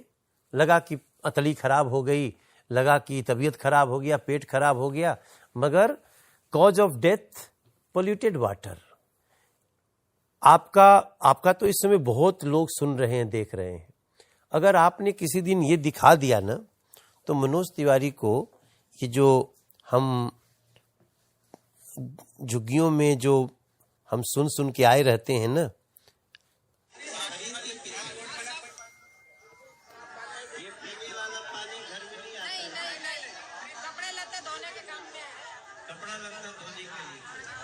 हाँ जो वादा था टैप वाटर से पानी पीने का, अब उस पर कह रहे हैं। नहीं भाई पानी आता ही नहीं। इनके 25 की 30 की बोतल, और बहुत अच्छा होगा शुभंकर भाई, आप लोग क्या, आप तो बहुत साफ दिल के लोग हो। उसने, अरविंद केजरीवाल ने पूछा, हमसे पूछ लिया, हम पूछेंगे, आप उनसे पूछ लेंगे। नहीं, हमको दोनों साइड से जनता ने जो कहा वो हम पूछ ले रहे हाँ, जनता भी जनता तो अब तो बड़ी बात है ना कि सही में जिसको सुनना चाहिए उसको भी सुनने की आवश्यकता है। अब देखो, झुग्गी के जिस व्यक्ति को पक्का घर मिला, फर्स्ट क्लास का पानी का कनेक्शन, शुद्ध पानी, अरे हम आप तो पानी ऐसे ही पी के न बड़े हुए हैं। टैब खोला, गड़गड़ गड़गड़ गड़ डाला। दिल्ली को अगर ऐसा कर दिया, ये तो किए थे साहब, एक दिन गलती से चले गए डुबकी लगाने, कई दिन बीमार रहे, 4 दिन तो हॉस्पिटल में रहा, 15-20 दिन बाल बाल बचे, उनको कहां उसके चक्कर में सुसाइड करने गए थे भैया। पहले तो ये बात। दूसरी बात कि इस दिल्ली के अतिथि शिक्षकों से बात करो, कोई बात नहीं कर रहा है। अतिथि शिक्षक 22,000 की संख्या में वो कार्यकर्ता बन गए थे इसके वादे के चक्कर में, आज वो नौकरी से निकाले गए। मुझे लगता है कि कुछ सवाल ऐसे आए होंगे, थोड़ा स्क्रॉल करना चाहिए हम लोगों को। जो लोग कॉन्ट्रैक्ट कर्मचारी हैं, आज हम गेस्ट टीचर को, हम इस फोरम से भी कह सकते हैं कि गेस्ट टीचर्स आप हमारी बीजेपी की सरकार बनने दीजिए। हम जैसे हरियाणा में अतिथि शिक्षकों के लिए फैसिलिटी लाए हैं, हम यहां भी करें। तो बहुत सारी चीजें ना शुभांकर जी, केवल हमारे लुटियन जोन की डिस्कशन बन के रह गई। नहीं, तो इसीलिए मैंने आपसे पूछा सर कि उन्होंने ये कहा है कि 25,000 बीजेपी आएगी, जाएगा। आप क्या ऑफर कर रहे हो कि जनता को आपको क्यों वोट देना चाहिए? नहीं, हमने तो इसलिए कहा शिकायत है, तो एक बात हो गई। अब जनता ये भी पूछेगी ना कि भैया आप शिकायत कर रहे हो, समझ में आ रहा है, लेकिन तुमको चुन ले, तुम क्या दोगे? हमारे इसमें एक बहुत महत्वपूर्ण लाइन है जो हम जब वादा करते हैं, हमारी सरकार न केवल मौजूदा कल्याणकारी योजनाएं जारी रखेगी सारी, बल्कि हाँ, कुछ भी हो, अगर कुछ हो ढूंढेंगे टॉर्च से, माइक्रोस्कोप भी लगाएंगे। 25,000 आप भी दोगे? भाई साहब, हम तो जो 2500 रुपया एक गरीब महिला को देंगे ना, उसी में जो भी सुविधा मिली होगी उससे वो डबल ज्यादा होगी। 21,000 रुपए गर्भवती बहनों को दे रहे हैं, गर्भवती महिला को का सिलेंडर। और इस सब कुछ के पहले ये हमारा आप दे देंगे आपको, हम अमित शाह जी ने रिलीज किया है, और अमित शाह जी जो रिलीज करते हैं मतलब वो कोई दाग नहीं लगा सकता। अभी तो आपका धर्म है कहना। कह रहे हैं कि बंद नहीं करेंगे बल्कि उन्हें और अधिक प्रभावी बनाया जाएगा तथा इन योजनाओं में भ्रष्टाचार को समाप्त किया जाएगा। मनोज जी, 2 सवाल मेरा है, क्योंकि वो संकल्प पत्र आपका है, आपकी पार्टी सुबह से प्रचार भी कर रही है, सोशल मीडिया पर हमने देखा भी आपका है। एक सवाल रह गया। एक सेंसर में आ जाओ, फिर मैं आपके पास आ जाऊंगा। अब आप आते हो बिहार से, बिहार में तेजस्वी जी अभी कह दिए माई बहन योजना 2500 रुपया, प्रशांत जी कह रहे हैं बजट पूरा खत्म हो जाएगा, पूरा वहां का अर्थव्यवस्था चौपट हो जाएगी। वो तो 10 लाख नौकरी भी दे रहे थे तेजस्वी बाबू। हाँ, तो ये आप जो आपका गृह राज्य है या बाकी राज्य, वहां सब ये सब क्यों लागू नहीं हुआ? ये सवाल तो आपसे पूछा जाएगा ना मनोज जी, आप तो देश भर में घूमते हो। नहीं रहेगी, क्या है, कुछ लोगों की जुबान पे सरस्वती विराजमान होती हैं, हाँ, और कुछ लोगों की जीभ जो है ना वो बड़ी लंबी होती है, 55-56 इंच की जीभ हो जाती है। कुछ लोगों का सीना 56 इंच का होता है। तब जेकर जीभिए 56 इंच के बाटे, ओकरा के हम कुछ नहीं समझा सके। जवन मन करे तेजस्वी बाबू बोले, हमने जो बोला है वो हमारा लिखित, हमारे लिए ये ओनली फॉर दिल्ली। हम हर स्टेट में, कि आप हमको बिहार में मिलोगे, अरे बहुत दिन जो नहीं, हम आपको वहां में लपेटेंगे। हम समय के साथ, हाँ, हमने 10 साल में खजाने को इतना मजबूत किया है कि हम मजबूत करने का तरीका भी जान गए हैं। दिल्ली में जितना भ्रष्टाचार अरविंद केजरीवाल ने कर दिया, उसके 10% में हम ये सारी चीजें दे सकते। बिहार में बीपीएससी वाला लड़का हमसे बहुत कह रहा है, जोर लगाइए, हम आपको वहां पकड़ेंगे। वीरेंद्र जी, अभी दिल्ली चुनाव, हाँ कुछ कह रहे थे आप? मैं ये कह रहा था कि आपने बड़े फिल्मी स्टाइल से पूछा था सवाल, मनोज भाई ने जवाब नहीं दिया। हाँ, मैंने कहा था। मनोज, मैं बताता हूँ, अरविंद केजरीवाल के पास शराब घोटाला है, अरविंद केजरीवाल के पास शीश महल है, अरविंद केजरीवाल के पास शिक्षा का घोटाला है, अरविंद केजरीवाल के पास स्वास्थ्य का घोटाला है, अरविंद केजरीवाल के पास पैनिक बटन घोटाला है, अरविंद केजरीवाल के पास जल बोर्ड घोटाला है, अरविंद केजरीवाल सड़क घोटाला है, अरविंद केजरीवाल के पास घोटालों की बरसात है, और मेरे पास मोदी है। तो किताब है, किताब में क्या है? ये मोदी है, की गारंटी है, मेरे पास मोदी की गारंटी है। और ये दिल्ली को डबल इंजन की सरकार, मैं आपको गारंटी के साथ कह रहा हूं, मोदी का डंका पूरा विश्व मानता है। तो इसलिए मानता है कि भारत में हमने 10 साल में करके दिखाया है। मेरे को 3 बातें बताओ, बीजेपी क्यों वोट दे? कोई मैं आपको बताता हूँ, दिल्ली में 10 सालों में मोदी के काम गिनवा देता हूँ। अगर मोदी नहीं, दिल्ली सेंटर के बता रहा हूँ, दिल्ली में आपने और हमने ब्लू लाइन बसें देखी हैं, डीजल के ट्रक देखे हैं, जो कमर्शियल व्हीकल यूपी से हरियाणा जाते थे।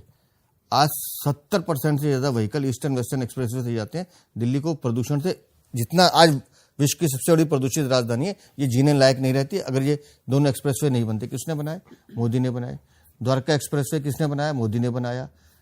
NH-24 मेरठ का एक्सप्रेसवे किसने बनाया? मोदी ने बनाया। प्रगति मैदान की टनल किसने बनाई? मोदी ने बनाई। भारत मंडपम किसने बनाया? मोदी ने बनाया। कर्तव्य पथ किसने बनाया? मोदी ने बनाया। यशोभूमि एशिया का सबसे बड़ा सेंटर किसने बनाया? मोदी ने बनाया। दिल्ली मुंबई एक्सप्रेसवे किसने बनाया? मोदी ने बनाया।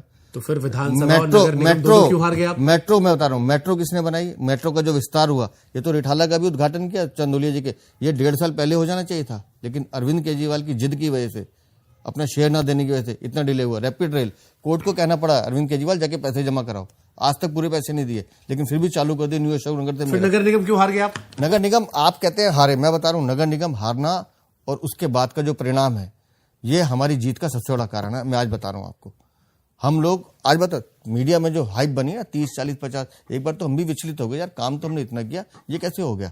लेकिन फिर भी हमें अंदाजा था कि हम 130, 135 तक पहुंचेंगे। 104 पे जाके रुके। 25 सीटें ऐसी थी जो 1000 वोटों से कम हारे, उसमें से 13 सीटें ऐसी हैं जो 500 से कम वोटों से हारे। सिर्फ अपने कार्यकर्ता को मनोबल हम नहीं बना पाए, लेकिन उसके बाद हारने के बाद 2 साल में जो कूड़े के पहाड़ खत्म होने चाहिए थे, काम हमने शुरू किया था, मशीनें हमने लगाई थी, प्लांट अमित शाह लगा के गए थे, लेकिन उस काम का भी ढप्पा इसने बंद कर दिया, मनीष सिसोदिया ने, ये अरविंद केजरीवाल ने। और 3 पहाड़ थे और 6 पहाड़ और खड़े कर दिए वहां पर। तो लोगों को अब समझ में आने लगा कि चाहे निगम का शासन हो, चाहे दिल्ली सरकार का शासन हो, यहाँ तो चोरी भ्रष्टाचार अरविंद केजरीवाल के माथे पे लिखा है कि हाँ मैं चोर। वैसे तो उस दिन हम लोग को दुख हुआ था एमसीडी हारने का, लेकिन बदवा में लगा कि बहुत सही हुआ। कूड़ा पहाड़ बच गया आपका? नहीं, दिल्ली की जनता ने कहा कि तुम लोग अब बहस मत करो, इसको सब दे दो और उसके बाद इसको बात करने दो, नहीं तो फिर वो एमसीडी पे ठीकरा फोड़ेंगे। फिर आप लोग जेल में डाल दिए उनको, वो कहते हैं कि 2 साल से जेल में बैठा है आप। जेलवे से तो चला रहे थे। हमने पूछा केजरीवाल जी से क्या सीखा आपने, कहीं सीखने थोड़ी ना गए थे, जबरदस्ती भेज दिए थे लोग हमको। अच्छा, जेल किसने भेजा जी? जेल भेजा माननीय कोर्ट ने, निर्णय करती है कोर्ट, जमानत भी दिया कोर्ट ने। बीजेपी कहां से आ गई? अगर नहीं सुनिए, अगर ये शराब की दलाली नहीं करता तो कौन सी एजेंसी पकड़ लेती इसको? अगर ये शीश महल नहीं बनाता तो कौन सी एजेंसी? शीश महल जैसे आप जिक्र कर रहे हो, बासुरी में क्योंकि आप लोगों ने बड़ी प्रेस कॉन्फ्रेंस की है, केजरीवाल जी बार बार कह रहे हैं कि यार शीश महल को हमने बीजेपी को चैलेंज किया, सौरभ भारद्वाज को भेजा था हमने कि जाओ जनता के लिए खोल दो। मैं तो कहता हूं उसे म्यूजियम बना दो, जाके दिखाओ कहां पर मिनी बार है, जाके दिखाओ कहां पर ऐसे आपने टॉयलेट लगाए हैं जो इतने सोने के टॉयलेट है। वो कहते हैं सब बीजेपी के एलिगेशंस है, ये आप लोगों ने फोटोशॉप AI का इस्तेमाल किया है, जो अंदर वीडियो डाला है, और अंदर ऐसा कुछ नहीं है, ये सिर्फ बदनाम कर रहे हो उन्हें आप।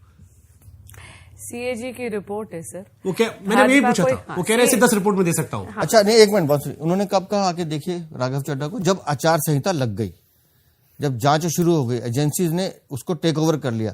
जब तक अरविंद केजरीवाल जमानत से बाहर आए, वहां संजय सिंह जमानत से बाहर आया, शीश महल, मनीष सिसोदिया जमानत से बाहर आया, शीश महल, सत्येंद्र जैन जमानत में बाहर आया, सब शीश महल। तब क्यों नहीं दिखाया? तब दिखाते ना खोल के। जब आप अभी भी कह रहे हो कि वहां पर सोने के वॉशरूम है। अभी भी सोने के टॉयलेट सीट गायब हो गई हैं, 12 सीटें चोरी हुई हैं। यूपी में टूटी चोरी हुई थी, दिल्ली में टॉयलेट सीट चोरी हुई है। मैं गारंटी के साथ कह रहा हूँ। मतलब क्या आप अरविंद केजरीवाल पे कह रहे हो कि वो? मैं अरविंद केजरीवाल को टॉयलेट सीट की चोरी बता रहा हूँ कि सोने की परत वाली अरविंद केजरीवाल ने वो 12 सीटें चोरी की हैं। मैं ये कह रहा हूँ। किसने चोरी की? अरविंद केजरीवाल जो वहां से गया, जो अपनी इन्वेंट्री खाली करके गया। अरविंद केजरीवाल के दिन आगे पॉट उठा के लेके भाग गए। क्यों नहीं लेके जाएंगे? अगर वहां रह जाते तो पकड़े नहीं जाते, फिर कैसे दिखाते कि कहां से लाए थे? और फिर दूसरा मैं कह रहा हूँ, PWD ने राइटिंग में दिया है, इन्वेंट्री पे 1 रुपया भी दिल्ली सरकार ने खर्च नहीं किया। तो फिर ये अय्याशी का जो सामान, पर्दे 50-50 लाख के कालीन, ये भी कह रहे हैं कि साधारण पर्दे लगे हैं, आप लोगों ने बदनाम करने के लगा दिया। मैं कह रहा हूं वो म्यूजियम बनाने की बात करें, वो करप्शन का म्यूजियम है। भारतीय जनता पार्टी की सरकार आएगी, हम इस म्यूजियम को खोलेंगे, लोगों को कहेंगे जाके देखिए कि कैसे आपके पैसे को बर्बादी से बर्बाद किया वहां मिनी बार, ये वो भी मिनी बार को भी कह रहे कि आप लोगों ने बदनाम करने लगा। कोई मिनी बार नहीं वहां पे। जाकुजी, सोना, जिम। सर सोने का वॉशरूम कैसा होता? मतलब नहीं, हमने भी वो सुना है। वो भी कह रहे वो तो मैं मोदी जी के घर का वीडियो बना दूं AI से निकाल के कि देखो यहाँ ये लगा है। वो वॉश बेसिन पे भी सोने की परत, गोल्ड प्लेटेड टॉयलेट सीट। अच्छा बाथरूम आप लोग उसे ओपन क्यों नहीं करवा दिया फिर? नहीं सर, वो तो सरकार, दिल्ली सरकार इनके करना है, इनको हम कहां से करेंगे? अभी तो एजेंसीज के हाथ में है, जांच चल रही है, उसकी तो सीबीआई जांच की भी। सर एजेंसीज का डॉक्यूमेंट निकल कर बाहर आ जाता है, CAG की रिपोर्ट आ जाती है, मीडिया को यही पता होता है किस अधिकारी को फोन करके वेरीफाई कर लेना है, तो वो क्यों नहीं दिख गया फिर? तो जब आज भी जो मीडिया पे आया, सोशल मीडिया पे, वो भी किसी आप जैसे क्रांतिकारी पत्रकार ने डाला। भाई सिंपल सी बात है कि जब वो थे और जब शुभंकर भी घुसना चाहते थे तो क्यों नहीं घुसाया? आप भी तो जाके देखना चाहते थे। आप देखिए सर, सोने का टॉयलेट देखने का मौका तो नहीं मिला, लेकिन उनके कुछ दिल्ली की साथी जो जनता आए हैं हमारे पास, वो हल्का सा बताते हैं कि हमको भी लिमिटेड एरिया में घुसने देते थे, अंदर नहीं जाने देते थे। स्वाति मालीवाल तो बात नहीं कर रहे हैं। नहीं, मैं तो कैलाश गहलोत की बात कर रहा हूँ, राजकुमार आनंद की बात कर रहा हूं। देखिए मुस्कुराहट यहाँ पे। ये 2 नाम बताए उन्होंने, हाँ वही बता सकते हैं। दोनों मंत्री थे भाई। स्वाति मालीवाल बीजेपी के लिए काम करी मनोज जी, या आप तीनों सबसे? देखिए, स्वाति मालीवाल ने जो बात कह के दिल्ली को जो चरित्र दिखाया अरविंद का, मतलब मेरे लिए ना सारी बात एक तरफ, हमारी पार्टी में भी किसी से हमारी थोड़ी सी मतभेद हो सकते हैं, लेकिन इसका मतलब उसको घर में बुला के या आ गई तो उसको हम पटक पटक के मारेंगे, उसको पीटेंगे एक महिला को। आप सोचिए महिला सुरक्षा की कैसे धज्जियां उड़ाई मनोज जी, वो बहुत उस पर एलिगेशन है। हम पूछ रहे बीजेपी में है स्वाति मालीवाल, आपके लिए काम कर रही है बीजेपी के लिए? शुभंकर जी, हमारे लिए क्यों काम करेंगी वो? हमने आजकल ट्वीट देखा, सारे बीजेपी वाले रिट्वीट करते हैं स्वाति मालीवाल का। हमारे पास सांसदों की कमी है, तीसरी बार सरकार चल रही है जनता के आशीर्वाद से, तो हम लोगों को इसकी आवश्यकता नहीं है। लेकिन हमारे लिए ये जरूर दुख की बात है जो आजकल वीडियो वायरल हो रहे हैं कि आप तो सुने ही होंगे, पता नहीं आजकल आप लगता है केजरीवाल को ज्यादा सुन रहे हैं। नहीं, लेकिन कभी ये बहुत बढ़िया माइली है। तो केजरीवाल के तो कह रहे थे बीजेपी के, बीजेपी वाले कह रहे केजरीवाल के हैं। सिक्योरिटी दी जा रही है पंजाब सरकार द्वारा। ये वही गुंडा है जिसने अरविंद केजरीवाल, हाँ सुना था हमने, विभव वाले पे बात पे कह रही थी वो। अब देखो, हम तो उनकी बात को लिए, मेरा मन खराब हो जा रहा है ये वीडियो सुन के कि एक महिला को घसीट घसीट के मारा और उसके बाद भी वो व्यक्ति वोट मांगने जा रहा है। 5 फरवरी को दिल्ली की महिलाएं बताएंगी, एंड आतिशी जैसी वो सपोर्ट कर रही हैं। ये दिखाता है शुभंकर भाई कि what is the real character of Aam Aadmi Party and their नेताज। बट सर कोई भी मनोज जी, मतलब अगर मैं प्रैक्टिकली बात करूं, कोई भी पॉलिटिकल पार्टी से जब कोई निकलता है तो वो 4 एलिगेशन लगाता है। नहीं, यहाँ तो सीसीटीवी फुटेज भी गायब कर दिया। ये सवाल पूछकर आप बेइंसाफी कर रहे हो। नहीं, मैंने स्वाति जी का जब मैंने पॉडकास्ट किया, मैंने उनका ही पॉडकास्ट किया है, और वो भी मेरे मित्र भी हैं, जान पहचान भी है, लेकिन इस वक्त मेरा काम क्रॉस क्वेश्चन करने का है, इसलिए मैं क्रॉस क्वेश्चन करते हुए बात मैं इसका जवाब जी। मेरी वो मित्र नहीं है, मैं उनको व्यक्तिगत तौर पे नहीं जानती, लेकिन इतना जरूर जानती हूँ, स्वाति मालीवाल की जो एलिगेशन है वो बहुत ही ज्यादा गंभीर है। एक रजस्वला स्त्री के साथ अभद्रता करी गई, उनके साथ मार पिटाई करी गई, उन्होंने वीडियो जारी करी, उन्होंने MLC करवाई, और उसके बाद माननीय केजरीवाल जी ने पहले तो चुप्पी साधी, उसके बाद जो अभियुक्त है उसी को मुख्य सलाहकार बना दिया पंजाब का। मैं ये पूछना चाहती हूं कि महिला सुरक्षा की इतनी बड़ी बड़ी बातें करने वाले केजरीवाल जी अपनी ही महिला सांसद की सुरक्षा, जब वो अलेजिडली स्वयं घर पर थे, उन्हीं के सचिव से वो सुरक्षा वो सुनिश्चित नहीं कर पाए। एक इतना गंभीर आरोप लगाया गया और फिर क्या हुआ? पूरी की पूरी आम आदमी पार्टी विक्टिम शेमिंग और विक्टिम ब्लेमिंग में लग गई। स्वाति मालीवाल जी भाजपा की सांसद नहीं है, वो भाजपा के लिए काम नहीं कर रही है, लेकिन अगर वो कोई सच उजागर कर रहा है तो इतना मैं जरूर बताऊं, भारतीय जनता पार्टी बहुत ही जिम्मेदाराना विपक्ष है। उसको अगर हम आरटी भी करते हैं तो इसका अर्थ ये नहीं है कि स्वाति मालीवाल गद्दार हैं। इसका अर्थ ये है कि अगर वो कोई बात उठा रही हैं जो जनता के हित में है, जो सच है, तो उस सच को मैक्सिमम लोगों तक पहुंचाने की जिम्मेदारी हमारी भी है, और हम दल की राजनीति से ऊपर उठकर विचारधारा की राजनीति से ऊपर उठकर उसको आरटी करेंगे? If it suits you. Of course not. Are you telling me that a woman is alleging that she was नहीं। violently violated नहीं, मैं- and we should not stand with her because she's not from Bharatiya Janata Party? दो अलग विषय। नहीं, and आपने कहा आपके दोस्त हैं, I'm बांसुरी shocked। बांसुरी दो अलग विषय है। एक विषय है उनके साथ एलिगेशन का, एक विषय है जो आरोप विभाग के ऊपर लगे, और एक विषय है दिल्ली सरकार के कामकाज का, स्वाति माली वाले कॉन्टेक्स्ट में। वो मैं इंसाफ कामकाज के मांग रही context थी। में बात आप कर रहा बोल हूं। रहे हैं कि भारतीय जनता पार्टी के किसी भी व्यक्ति को उस उनके विषय साथ में- खड़ा उस- नहीं होना उस चाहिए था विषय- क्योंकि वो भारतीय जनता पार्टी से नहीं है। उस विषय में आप जो कह रहे हो वहां पर मैं आपके साथ खड़ा हुआ हूं। मैं दूसरे विषय की बात कर रहा हूं। जो आपने आरटी वाली बात कही, वो सरकार आरटी के तो हमने उनकी सरकारी उन बातों कामकाज को भी के करा विषय था। की बात कर रहा हूं मैं। अब यहां पर तो फिर आप विभाजन कर रहे हैं ना। इसका मतलब है जब वो अपनी अभद्रता की बात करते हैं, हम उसको आरटी करते हैं, तो वो ठीक है। लेकिन अगर वो कोई और जनहित का मुद्दा that उठाती is supporting you, ना? है, एक मिनट, अगर वो not supporting us, supporting the people, that is where the difference is.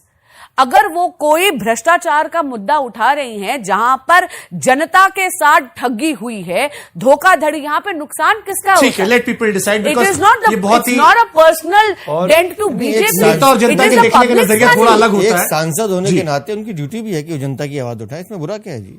आपके लिए बिल्कुल बुरा नहीं है सर। बिल्कुल नहीं, किसी के लिए भी बुरा नहीं है। शुभंकर जी, ये फहरिस्त बहुत लंबी है। ठीक है। सोनी मिश्रा एक पूर्वांचल की बेटी थी, जिस क्षेत्र से योगेंद्र जी अभी सांसद हैं, उसके साथ सेक्सुअल हरासमेंट हुआ। अरविंद केजरीवाल के पास गई, अरविंद ने कहा कि आप कॉम्प्रोमाइज कर लो, और वो सुसाइड कर ली। संतोष कोली, जिसके घर में बैठ के, मैं वहाँ का सांसद हूँ, संतोष कोली के घर में बैठ के पहली बार इन्होंने एनजीओ बनाई। उस संतोष कोली के घर का आरोप है कि अरविंद ने संतोष कोली को मरवा दिया। फहरिस्त बहुत लंबी है। और एक मिनट, संतोष कोली की हत्या के जिस पे आरोप हैं, आज वो आम आदमी पार्टी का वहां से प्रत्याशी है। मजे की बात देखिए। ठीक है।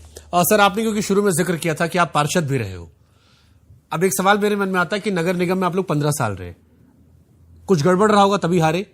क्या वहां से सीखा जो इस बार आप लोग बेहतर करके जनता के बीच में जा रहे हो कि भाई साहब देखो, ये यहां 19-20 था, अब की हमें मौका दो? देखिए, नगर निगम में 15 साल हमने ईमानदारी से काम किया, और 15 साल के अंदर जो मूलभूत सुविधाएं थी उनको हमने दिलाने का प्रयास किया। सरकार की तरफ से, चाहे कांग्रेस पार्टी की सरकार थी, शीला जी मुख्यमंत्री थी, और या 5-10 साल ये थे, इनका सहयोग ना मिलना, कॉरपोरेशन को कमजोर करना और हमारे अधिकारों का हनन करना, ये उनका उद्देश्य रहा।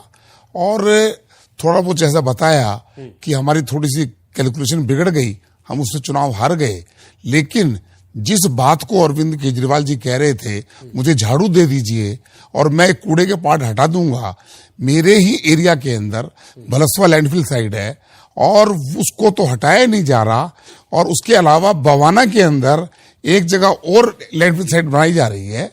हमारा ये मानना है कि जब सरकार में हम आएंगे तो निश्चित तौर के ऊपर इस 1 वर्ष के अंदर हम इसको डाउन कर देंगे, पक्का डाउन कर देंगे, क्योंकि उसके पीछे हमारे बताएंगे कूड़े का पहाड़, एक साल में।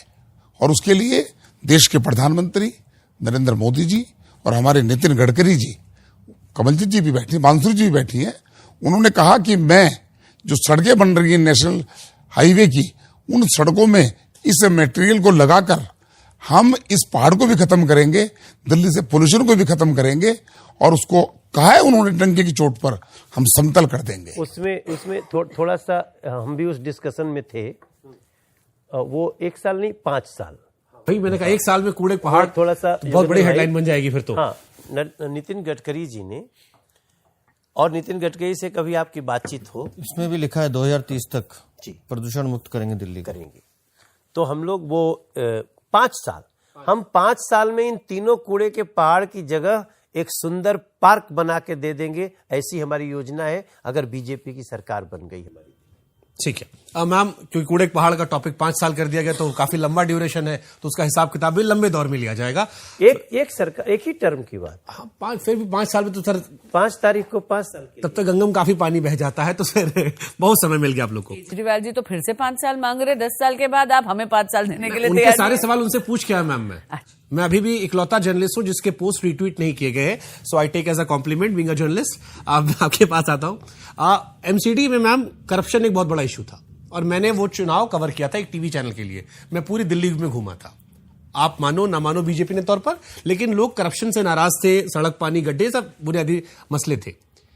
इस बार बीजेपी क्या अलग करी, फिर मैं ये सवाल आना चाह रहा हूं, क्योंकि एमसीडी में बीजेपी के खिलाफ आक्रोश भी मैंने देखा था। आप कवर कर ले गए, वो आपकी बहादुरी थी कि आप वहां तक पहुंच गए। रिजल्ट जो लोग एक्सपेक्ट करते थे वो अलग एक्सपेक्ट कर रहे थे। इस बार क्या चेंज कर रहे हो आप, और why people should trust? Because ये जो कूड़े के पहाड़ हुए, बाकी विषय हुए, ये आप पर तभी एलिगेशन लगते थे। दिल्ली का ये दुर्भाग्य रहा है कि दिल्ली को एक सही विजन की सरकार नहीं मिल पाई। हमारा ये जो मैनिफेस्टो जिसका जिक्र मनोज जी और वीरेंद्र जी कर रहे हैं, ये मैनिफेस्टो अपने आप में 3 चीजों को लेके बनाया गया है। सबसे पहले बेसिक इंफ्रास्ट्रक्चर हमारा इस लेवल का होना चाहिए जो किसी भी कैपिटल का होता है। सेकेंडली, सोशल वेलफेयर स्कीम किसी भी गवर्नमेंट की रिस्पॉन्सिबिलिटी है और as being a capital state हमारी रिस्पॉन्सिबिलिटी ज्यादा है। थर्ड, हम हर इशू को एड्रेस करें।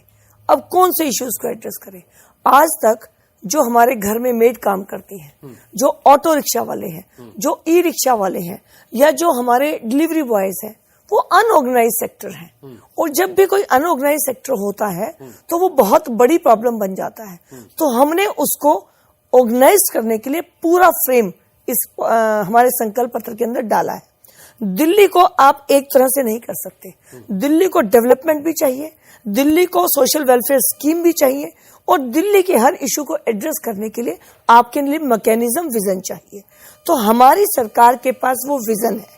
अब यहाँ पर एक फर्क है। हमारी प्रॉब्लम ये है कि हमारे प्रधानमंत्री जी और हमारी पार्टी जो 5 साल में कहती है उसको करके पूरा करने के लिए ही कमिटमेंट करती है। हमारे लिए घोषणा पत्र एक कागज का टुकड़ा तो नहीं है। अब जो आपने बात कही है, इस इंफ्रास्ट्रक्चर की बात करते हैं। प्रधानमंत्री जी ने यूईआर दिया, द्वारका एक्सप्रेसवे दिया, अभी दिल्ली देहरादून रोड दे रहे हैं, भारत मंडपम है। ये इंफ्रास्ट्रक्चर की बात है। वो इतने बड़े हाईवे दे गए और ये गली नाली सड़क नहीं बना पाए। अब दूसरी बात करते हैं एजुकेशन की। 1038 स्कूल हैं दिल्ली के अंदर। ये लोग कहते हैं हम अपने बजट का 15 से 20% एजुकेशन में खर्चते हैं। ये हम नहीं कह रहे, ये इनके डॉक्यूमेंट कह रहे हैं। अब इनका बजट अभी भी आप देख लीजिएगा, 75,000 करोड़ का बजट है। आप सुरेंद्र जी अगर कैलकुलेट करें तो 1 साल का कितना बनता है? 15%, 10,000 करोड़। मल्टीप्लाई बाय 10 कितना हो गया? 1 लाख करोड़। अब दिल्ली में स्कूल कितने, मैं आपसे पूछूं, शायद नहीं पता होगा। मैं इस पे क्रॉस क्वेश्चन भी कर देता हूं। मैंने आम आदमी पार्टी से सवाल पूछा कि आपने 500 रहे स्कूल, और ये जो बीजेपी रोज एलिगेशन लगाती है, आम आदमी पार्टी का ये कहना था कि हमने 22,000 या तकरीबन 25,000 क्लासरूम बनवाए। तो मैंने कहा क्लासरूम और स्कूल्स में तो अंतर होता है। तो दे सेड कि जमीन डीडीए के पास होती है, हमें डीडीए से जमीन नहीं मिल रही थी, हमने कई बार कोशिश की, फिर हमें रियलाइज हुआ कि जो हमारे पास संसाधन है हम वो करते। ये आम आदमी पार्टी काउंटर होता है आप पर कि आप लोग जमीन उन्हें देते ही नहीं हो। चलिए 1,000, आप भी कुछ ऐड करना चाह रहे हैं, कर दीजिए। 1,000 में 1 मिनट बात आज एक आता हूं सर आपका। 1038 स्कूल हैं दिल्ली के अंदर। 1038 में ओनली 340, केवल 340 के पास साइंस है। सब स्कूलों में साइंस शुरू करने में कौन सी रॉकेट साइंस थी? सिर्फ 700 के अंदर प्रिंसिपल है, सब में प्रिंसिपल अपॉइंट करने में कौन सी रॉकेट साइंस थी? और आपने जो कहा इन्होंने क्लासरूम ऐड कर दिए, एग्रीड कर दिए, तो यानी बच्चे बढ़े हैं तो डीएसएसबी का कोई तो रिक्रूटमेंट, टीजीटी, पीजीटी, पीआरटी 10 साल में कुछ तो होना चाहिए। दीवारें थोड़ी ना पढ़ा देंगे उन बच्चों को। तो जो ये कह रहे हैं हमने इतने रूम बना दिए, तो जो बच्चे नए ऐड हुए, टीचर्स कहां से आई? कॉन्टैक्ट टीचर्स को तो बाहर कर दिया। तो डीएसएसबी की वेबसाइट देख लीजिए। तो जो कह रहे हैं कहीं से तो या तो बिल्डिंग को जस्टिफाई करें या टीचर्स की रिक्रूटमेंट को करें। आज जब ये हालात है, आप मेरे साथ आइए। मैं नजफगढ़ क्षेत्र से आती हूँ। भगनी निवेदिता कॉलेज, दिल्ली गवर्नमेंट का college, started by Delhi government जब बीजेपी वहां पर थी, आज भी पोर्टा कैबिन के अंदर चल रहा है। इनके 10 साल के 1 लाख करोड़ खर्चने के बाद। और मैं अगेन कह रही हूं, इनकी साइड कह रही है खर्चा। ये अजीब खेल खेला है इन्होंने। वो दीवारें बनाई गई, चौबेंद्र एक मिनट, वो दीवारें बनाई गई 22,000 कमरे जिसे आप कह रहे हैं, उसमें 1,300 करोड़ का घोटाला है, उसकी जांच चल रही है। मैंने केस किया है। और बिजवासन एक स्कूल में गए थे हम, रामवीर विधुड़ी मेरे साथ थे, एक ही क्लास में बच्चे बैठे हैं, 50 बच्चों का मुंह उधर है, 50 बच्चों का मुंह उधर है। मेरे यहाँ भी है। और एक ही टीचर पढ़ा रही है, वो 10 मिनट उनको पढ़ाती है, 10 मिनट उनको पढ़ाती है, और जमीन पे बैठे हुए पढ़ रहे हैं। ये दिल्ली सरकार। ठीक है सर, कुछ आप ऐड करना चाहते हैं? मैं ये कहना चाह रहा था, उन्होंने 20,000 कमरे की बात कर रहे हैं, 22 शौचालय बनाकर कमरों में तब्दीली दिखा दिया, सारा का सारा पैसा ले लिया, शौचालय बनाए गए हैं। मैं इतने स्कूल बता सकता हूं, करोल बाग में आनंदपुरी टैंक रोड पर एक स्कूल है, वो दिल्ली नगर निगम का स्कूल बंद करना पड़ा है, स्कूल बंद हो रहे हैं। उनका ये कहना कि हमारे जो बच्चे पब्लिक स्कूल से आ रहे हैं, सफेद झूठ, नगर निगम की सरकार स्कूलों की हालत और दिल्ली सरकार के स्कूलों की हालत एकदम बेकार, और केवल उन बच्चों के साथ अन्याय किया जा रहा है, उन बच्चों को शिक्षा नहीं दी। मैं ये बासुरी आप पे आ जाऊंगा, ये इस लास्ट स्कूल का टॉपिक। वो कहते हैं कि देश में एजुकेशन में सबसे बेस्ट मॉडल मनीष सिसोदिया केजरीवाल जी का मॉडल है। अगर आपका कोई स्टेट उससे बेहतर मॉडल का है तो आप बताओ, किसी स्टेट से कंपटीशन कराओ। दिल्ली के स्कूल वर्ल्ड क्लास है, कई सारे वीडियोस भी जारी होते हैं। नंबर ऑफ आईटीएन सबसे ज्यादा दिल्ली के स्कूल से निकले, बड़े अधिकारी दिल्ली के स्कूल से निकले, वो सारे दावे वो भी करते। 12th क्लास के परसेंटेज, 10th क्लास के परसेंटेज। सॉरी, एक सेकंड, मेरा थोड़ा केजरीवाल जी को सबसे पहले मैं याद कराना चाहूंगी कि ये दिल्ली का चुनाव है और सत्ता में 1 दशक से वो हैं, उनके रिपोर्ट कार्ड का अब उन्हें जवाब देना है। हमारे 1 दशक के रिपोर्ट कार्ड पे तो दिल्ली ने 7 सांसदों को चुनकर भेज दिया, 7 सीटों पे कमल खिलाया, क्योंकि दिल्ली का विश्वास भारतीय जनता पार्टी पे था। ये जो विधानसभा का चुनाव है, ये उनके रिपोर्ट कार्ड की बारी है। तो पहले तो let's put the debate in perspective, क्योंकि वो हर बार ये कहते हैं। दूसरी बात, अब हम बात करते हैं दिल्ली के एजुकेशन सिस्टम की। जो कमलजीत जी ने बोला उसमें मैं ऐड करना चाहती हूं, 1.5 लाख बच्चे इन्होंने फेल कर दिए। ये जो इतनी बड़ी बड़ी बातें करते हैं वर्ल्ड क्लास हेल्थ मॉडल की, एक नया स्कूल इन्होंने दिल्ली में नहीं खोला। ये इतनी बड़ी बड़ी बातें करते हैं दिल्ली के हेल्थ मॉडल की, मोहल्ला क्लिनिक की। हम लोगों ने ऑलरेडी जो चर्चा आपको दिखा दी कि 18,000 से ज्यादा गोस्ट पेशेंट्स। सीएजी की रिपोर्ट कहती है कि वहां पे फर्जी दवाइयां, फर्जी डॉक्टर्स, फर्जी पैथोलॉजिकल टेस्ट। तो मैं पूछना चाहती हूं कि इतने बड़े बड़े दावे इन्होंने करे किस बात पे हैं? सार्वजनिक मंच से खुद माननीय केजरीवाल जी ने इस बात पे हुंकार भरी है कि वो अपने वादे पूरे नहीं कर पाए हैं। 3 बड़े वादे इन्होंने कहे थे, एक भी पूरा नहीं कर पाए। दिल्ली में क्या सड़कें आज लंदन और पेरिस की तर्ज पे बन गई हैं? बिल्कुल भी नहीं, यहाँ पे खड्डों में सड़कें हैं। इन्होंने बात करी थी यमुना जी की सफाई, एक्सप्रेस छोड़ के NH24 छोड़ के, बिल्कुल यार भी छोड़ दीजिए। अगर हम बात करते हैं यहाँ पर यमुना जी की सफाई की, तो यमुना जी तो पहले से ज्यादा मलिन है। हम सारी की सारे जानते हैं कि छठ के महापर्व पे जब माताएं और बहनें सूर्य नारायण को अर्घ्य देने के लिए आई थी तो व्हाइट टॉक्सिक फोम से घिरी हुई थी। तो किसी भी चीज पे जब आप इनसे सवाल पूछते तो बहुत नॉनशलांट जवाब मिल जाता है, कंधे ऊपर नीचे करके हिला हिला के कह देते हैं कि अरे भाई कर देंगे। पंजाब में जो इन्होंने 2021-22 में वादा करा था बहनों से कि 1,000 रुपया ये देंगे उनके अकाउंट में, 3 साल हो गए, बहनें अभी भी पाई के लिए तरस रही हैं। जब लोकसभा का चुनाव था तो खुद आतिशी जी ने कहा था कि दिल्ली की महिलाओं को 1,000 रुपया देंगे, अक्टूबर तक वो पैसा आ जाएगा। तब भी इन्होंने रजिस्ट्रेशन करी थी। जनवरी 2025 आ गई, अभी भी घोषणाएं हो रही हैं और अभी भी केवल इसमें बांसुरी एक चीज और जोड़िएगा। अब जो महिला सम्मान के फॉर्म भरवाए हैं, कल हमने दिखाया प्रेस कॉन्फ्रेंस में, 30,000 फॉर्म एक कबाड़ी के पास से मिले हैं इसी बार के, जिसपे कहा कि 2100 रुपए दूंगा। अरविंद केजरीवाल के फॉर्म हैं, बहनों की माताओं की फोटो लगी है, उनके मोबाइल नंबर, एड्रेस, उनके बैंक की पासबुक की फोटो, आधार कार्ड, पैन कार्ड। अगर ये निजता पे हमला नहीं है, ये डाटा अगर कबाड़ियों के यहाँ पड़ा है, तो आप समझ लीजिए कि 2100 रुपए किसको देने वाले हैं वो। शुभांकर, एक मैं बस अपनी बात को एक वाक्य कह के समाप्त करूंगी। 1 दशक से यहां पर आम आदमी पार्टी की केजरीवाल सरकार ने केवल सत्ता का सुख भोगा है, लेकिन शासन के साथ जो जनता के प्रति जिम्मेदारी होती है वो दायित्व नहीं उठा है। ठीक है मनोज जी, यमुना का क्योंकि जिक्र यहां पर हुआ, अखिलेश यादव ने एक ट्वीट किया था कि वो जो कहते हैं कि यमुना को दिल्ली में आकर सफाने की बात कंपेयर करते गंगा जी से, वो खुद मथुरा जाकर डुबकी नहीं लगा सकते। नहीं, मथुरा में तो डुबकी लगाते हैं, शायद अखिलेश जी नहीं गए होंगे। संगम गए थे लेकिन वो नहीं, अखिलेश जी मथुरा आजकल नहीं जाते हैं। बहुत उनको शर्म आती है मथुरा जाने में। देखिए बेसिक क्या है ना कि हम न्यू जनरेशन के फ्यूचर को लेकर के बीजेपी बहुत वरीड है। हम उनको एक बेहतर जीवन देना चाहते हैं। सांसों पे आपातकाल लग गया गंदे पानी से, तो इस समय हम जिस शहर में नदी हो ना शुभांकर जी, अब तो काशी भी आप ही की है, और जितने नदी के किनारे शहर हैं क्या उनका रुतबा होता है। एकमात्र दिल्ली है जहां नदी होने के बावजूद भी किसी घर में यह प्लान नहीं बनता है कि चलो आज जमुना जी चलते हैं। बस एक थोड़ा सा जो हरियाणा से लगी हुई यमुना जी है ना, जहां अभी मैंने नेशनल वाटर स्पोर्ट्स करवाया, वजीराबाद बिराज के बाद नदी को पीपल फ्रेंडली होने से मना कर दिया गया। नदी केमिकल फ्रेंडली है, भैंस फ्रेंडली है, मगर नदी पीपल फ्रेंडली नहीं है। और अरविंद केजरीवाल 10 साल बाद बड़ी आसानी से कह देते हैं मैं समझदार हो गया हूं, इससे वोट नहीं मिलता। शुभांकर भाई, हम आप सभी जमीन के नीचे कोई बोरिंग लगाया होगा, कहीं पानी आ रहा होगा, कनेक्शन है उसका यमुना जी से।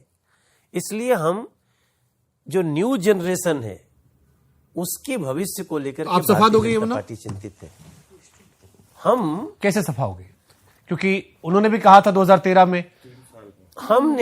हमारे पास एक पूरा रोड मैप है। बताओ थोड़ा सा हमको, दर्शक आपको देखेगा, हम भी शेयर करेंगे इसे अलग से काट के कि मनोज तिवारी जी की बीजेपी कैसे यमुना सफा देगी। 18 नाले जी जो जमुना जी में गिरते हैं, पहले तो हम उन नालों को डायरेक्ट जमुना जी में जाने से रोकने का रोड मैप है हमारे पास। और नाले रुके ना तो फिर जमुना जी का 70% 80% सफाई ऐसे हो जाएगा। बची बात जो नाले आ करके एसटीपी प्लांट में, मैंने सुना था सवाल, आपने पूछा था कि आपके 9,000 करोड़ रुपया 7,000 करोड़ रुपए आपने इंतजाम में खर्च कर दिया। But that is exactly 9,700 crore जो मेरी जानकारी है। 2023 तक शायद मैंने कोट किया था। जी जी। उन्होंने कितनी सफाई से ये बात कर दी, क्योंकि जो आदमी जो लूटा हुआ है आप उसी का चोट कर दिए। लेकिन उन्होंने कहा कि पैसा 1 रुपया नहीं मिला, ये सब झूठ एलिगेशन है। हाँ, वो तो देखिए, वो कह रहे थे चुनाव लड़ने का पैसा नहीं, आप लोग कह रहे हो 7,000 करोड़ डकार गए। हाँ, वो डाइवर्ट करने में और झूठ बोलने में अरविंद केजरीवाल का पूरी दुनिया में कोई जोड़ नहीं है। आप सफाई कैसे, हमको ये जानना है। हम सफाई करेंगे क्योंकि हम नालों को नदी में जाने से रोकेंगे और नालों की ऐसी व्यवस्था ले जाएंगे जहां पानी को जब तक हम स्थिर नहीं करेंगे तब तक हम एसटीपी प्लांट सक्सेस नहीं कर सकते। हम करेंगे। हमारे गृह मंत्री ने भी कल यही बात कही कि 3 साल में, अब बीजेपी कह रही है कि 3 साल में हम लोग डुबकी लगवाएंगे, और हम कह रहे हैं आपको कि हम सभी साथी मिलकर के डुबकी 3 साल बाद अगर भाजपा की सरकार बन गई तो हम लगाएंगे। आपको ये विजन अगर देखनी है, लिख के दिया है यमुना रिवर फ्रंट का, 3 साल में सभी नालों के पानी को ट्रीट करेंगे, सीवेज ट्रीटमेंट प्लांट की क्षमता का 1000 MGD और कॉमन एफ्लुएंट ट्रीटमेंट प्लांट की क्षमता को 220 MLD करेंगे। बारापुला, शादरा, गाजीपुर आदि अन्य नालों के पानी को यमुना से छोड़ने से पहले उसका पूरा ट्रीटमेंट करेंगे। और साबरमती का जो रिवर फ्रंट है वो, और खुद प्रयागराज का, मैं आज से 3 साल पहले खुद स्टडी करके आया हूँ। जब हम साबरमती कर सकते हैं, हम प्रयागराज से कर सकते हैं, तो हम यमुना भी कर सकते हैं। वीरेंद्र जी देखिए, वो गाना था ना कस्मे वादे प्यार वफा, उसमें लोग कहते हैं, जनता कहती है मैनिफेस्टो भी डाल दिया करो। ये कस्मे वादे प्यार वफा मैनिफेस्टो का है क्या? मतलब हर पार्टी मैनिफेस्टो देती है, तो मैनिफेस्टो पे तो यकीन नहीं करते। मैं आपको नहीं शुभांकर जी, नहीं, मैं मैनिफेस्टो पे आ रहा हूँ। एक मैनिफेस्टो तो सबका ऐसा होगा कि राम राज आ जाएगा। एक मिनट,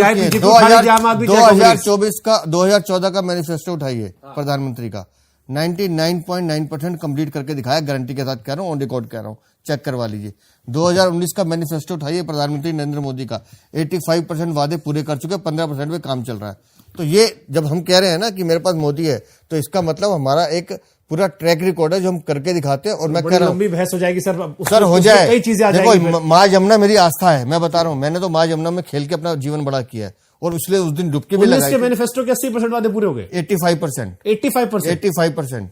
तो तो 19 के यूसीसी से उधर चला गया। मैं आपसे कह रहा हूं ना, आप उठाइए मैनिफेस्टो लिए तो दोबारा बैठते हैं एक बार लेकर। सर 2 करोड़ नौकरी एक बार लेके बैठेंगे सर। अगर स्वरोजगार देने स्मार्ट सिटी, स्वरोजगार देने से प्रधानमंत्री लोगों को रोजगार देने, कितने लोगों को रोजगार लगातार 72,000 75,000 ऐसे करके मेरे ख्याल में 2010 सालों में कितने लाखों लोगों को रोजगार मिल चुका है। मेरे पास एग्जैक्ट नंबर नहीं है, गारंटी के साथ कह सकता हूं। ठीक है, अगर देश 11वें नंबर का चुनाव होता तो शायद बहुत डिटेल में आता। शुभंकर जी एक मिनट, अगर ये देश 11वें नंबर से 5वें नंबर पर आया, ऑन रिकॉर्ड आया ना, कोई चैलेंज नहीं कर सकता ना। इतनी इकोनॉमिक ग्रोथ हुई। इकोनॉमिक ग्रोथ होने का मतलब क्या है? बट 85% में हम वादे कैसे पूरे हो सकते हैं? मतलब फिर तो बहुत सारे क्वेश्चंस आ जाएंगे, लोग आप पे भी क्वेश्चन करेंगे कि ये शायद थोड़ा ज्यादा टू मच था। ये मैं फिर कह रहा हूं, मैं ऑन रिकॉर्ड कह रहा हूं, मैं कागज लेकर 2019 के 85% वादे पूरे हुए, मैं लेकर आके दिखाऊंगा आपको। सर मुझे जो बड़े बड़े वादे याद आ रहे हैं, 100 स्मार्ट सिटीज याद आ रहे हैं, गंगा पूरी साफ याद आ रही है, जो मुझे अपने अभी मुंह जबानी याद आ रहे हैं। मतलब क्योंकि लोकसभा का अभी गंगा का जिक्र किया, गंगा में यमुना ही आ गई। ये कह रहा हूँ, अखिलेश यादव नहा के निकले तो मुझे अजय देवगन नहीं लग रहे थे। एकदम क्या स्वच्छ पानी, एकदम शानदार। अरे वो तो संगम, तो त्रिवेणी संगम है सर, वो तो प्रयागराज की तस्वीरें दिखा रहे हैं आप। अभी भी गंगम के जहाँ नाला जाता है सर, कानपुर में साफ नहीं है अभी पूरी। सर आप संगम में यमुना जी भी है। एक मिनट बताइए, ये जो लेकिन पानी साफ था, वो सही कह रहे हैं आप। ये जो यमुना का प्रोजेक्ट है, हम कैसे साफ करेंगे? आप द्वारका, ये मैं आपको दिखाती हूँ, क्योंकि योगेंद्र जी ने बताया हम निगम में रहे हैं। साहिबी नदी से भी ऊपर भैया एक बात है, हमने एयरपोर्ट का पूरा सीवेज का जितना भी आउटफॉल है वो हमने एक जगह लिया, उस पे 8 STP लगाए और आप द्वारका में 9 किलोमीटर की कनाल बनाई। मछलियां हैं उसके अंदर, पूरा एयरपोर्ट का जो जितना भी सीवेज आउटफॉल है उसके अंदर हमने मछलियां तैराई हैं। तो ये जो भैया ने कहा है ये बिल्कुल सत्य है। हमने विजन को लागू करके भी दिखाया है। आगे कर रहे थे तो माननीय अरविंद केजरीवाल सुप्रीम कोर्ट चलेगा, रुकवा दिया कि इसको करने मत दीजिए। और ये आप आकर देख लीजिए जो हम कह रहे हैं। ठीक है सर, लेकिन दलितों की आवाज दबाई जानी नहीं चाहिए, वरना लोग मुझसे भी कहेंगे कि यहां भी आपने दबा दिया। मुझे बताओ कि 17% दलित लगभग है दिल्ली में, वो बीजेपी की तरफ क्यों देखे? आम आदमी पार्टी कह रही है कि हम बच्चों को बाहर भेज देंगे, कांग्रेस लगातार कहती आती कि हम कर रहे हैं। अब तो AI वीडियो ही बन रहा है जहां केजरीवाल जी को अम्बेडकर जी आशीर्वाद दे रहे हैं, रोज एक वीडियो हम देखते हैं। दूसरे वाले में लगा भी रहे थे। ये तो आप लोगों की खुराबात है जी। देखिए, अनुसूचित जाति समाज बहुत नजदीकी से देख रहा है कि दिल्ली की सरकार ने उनको ठगड़े का काम किया है, और इसलिए बड़ा परिवर्तन है।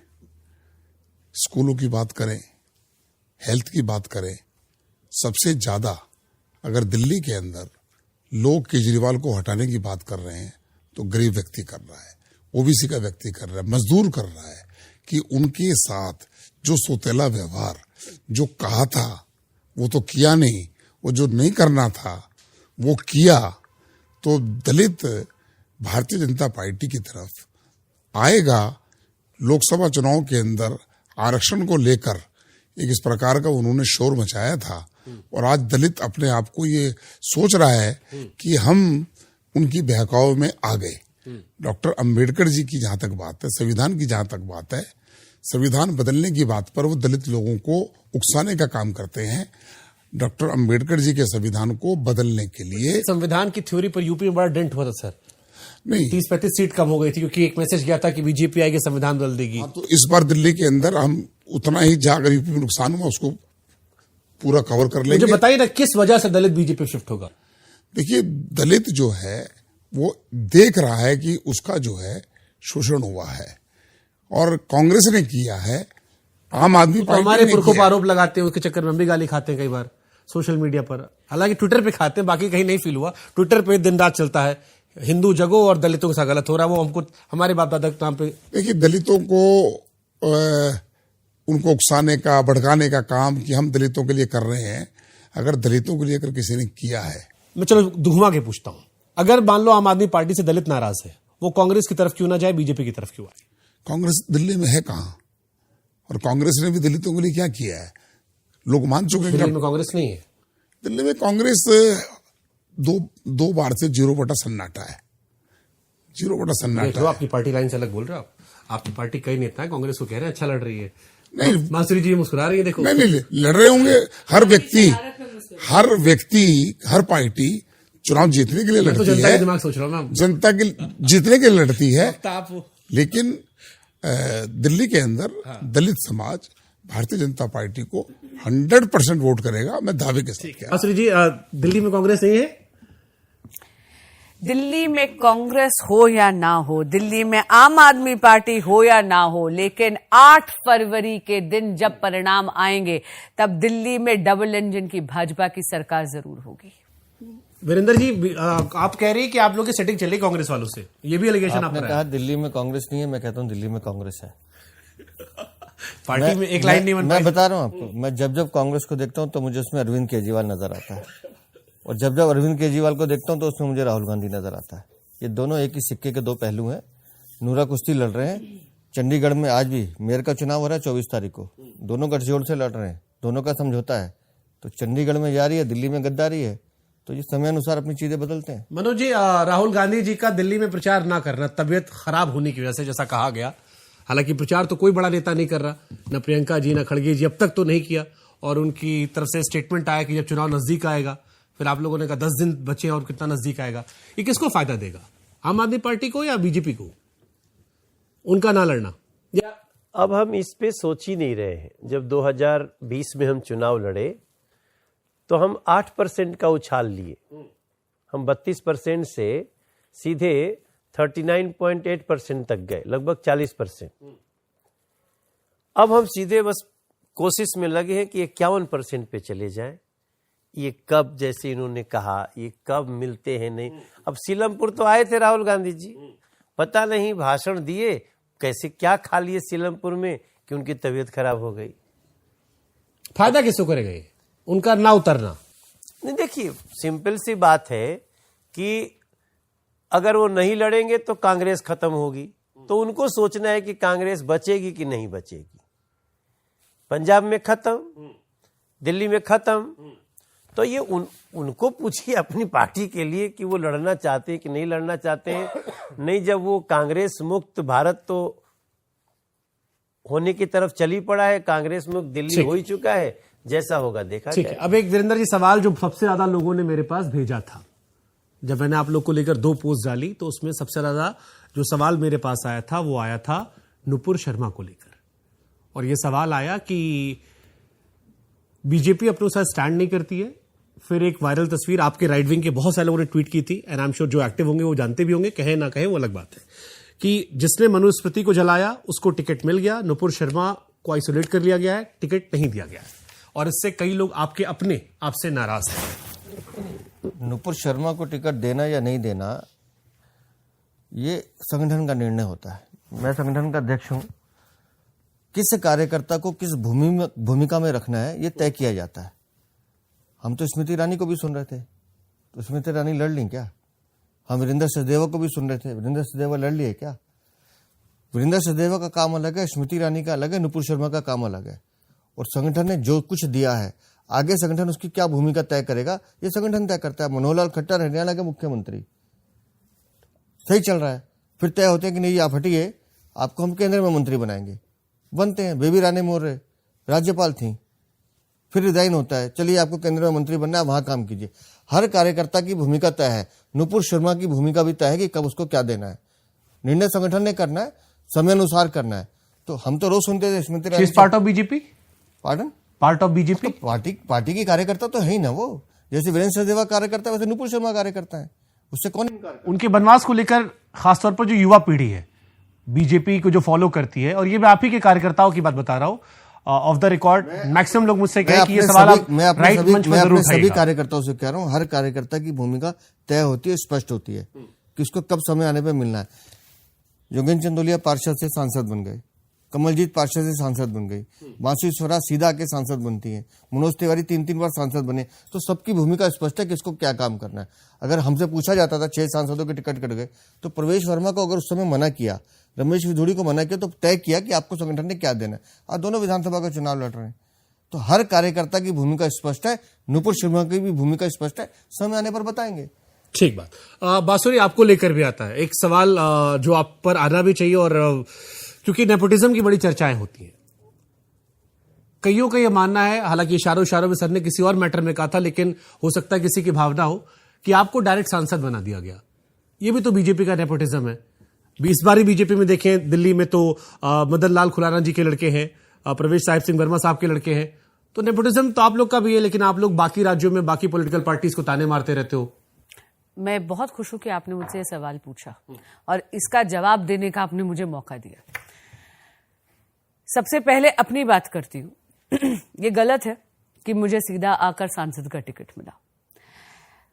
आपने प्रत्यक्ष रूप से मुझे सांसद अभी देखा है, लेकिन मैं 1 दशक से पार्टी की सेवा एक वकील के तौर पर पार्टी की सेवा कचहरी में कर रही थी।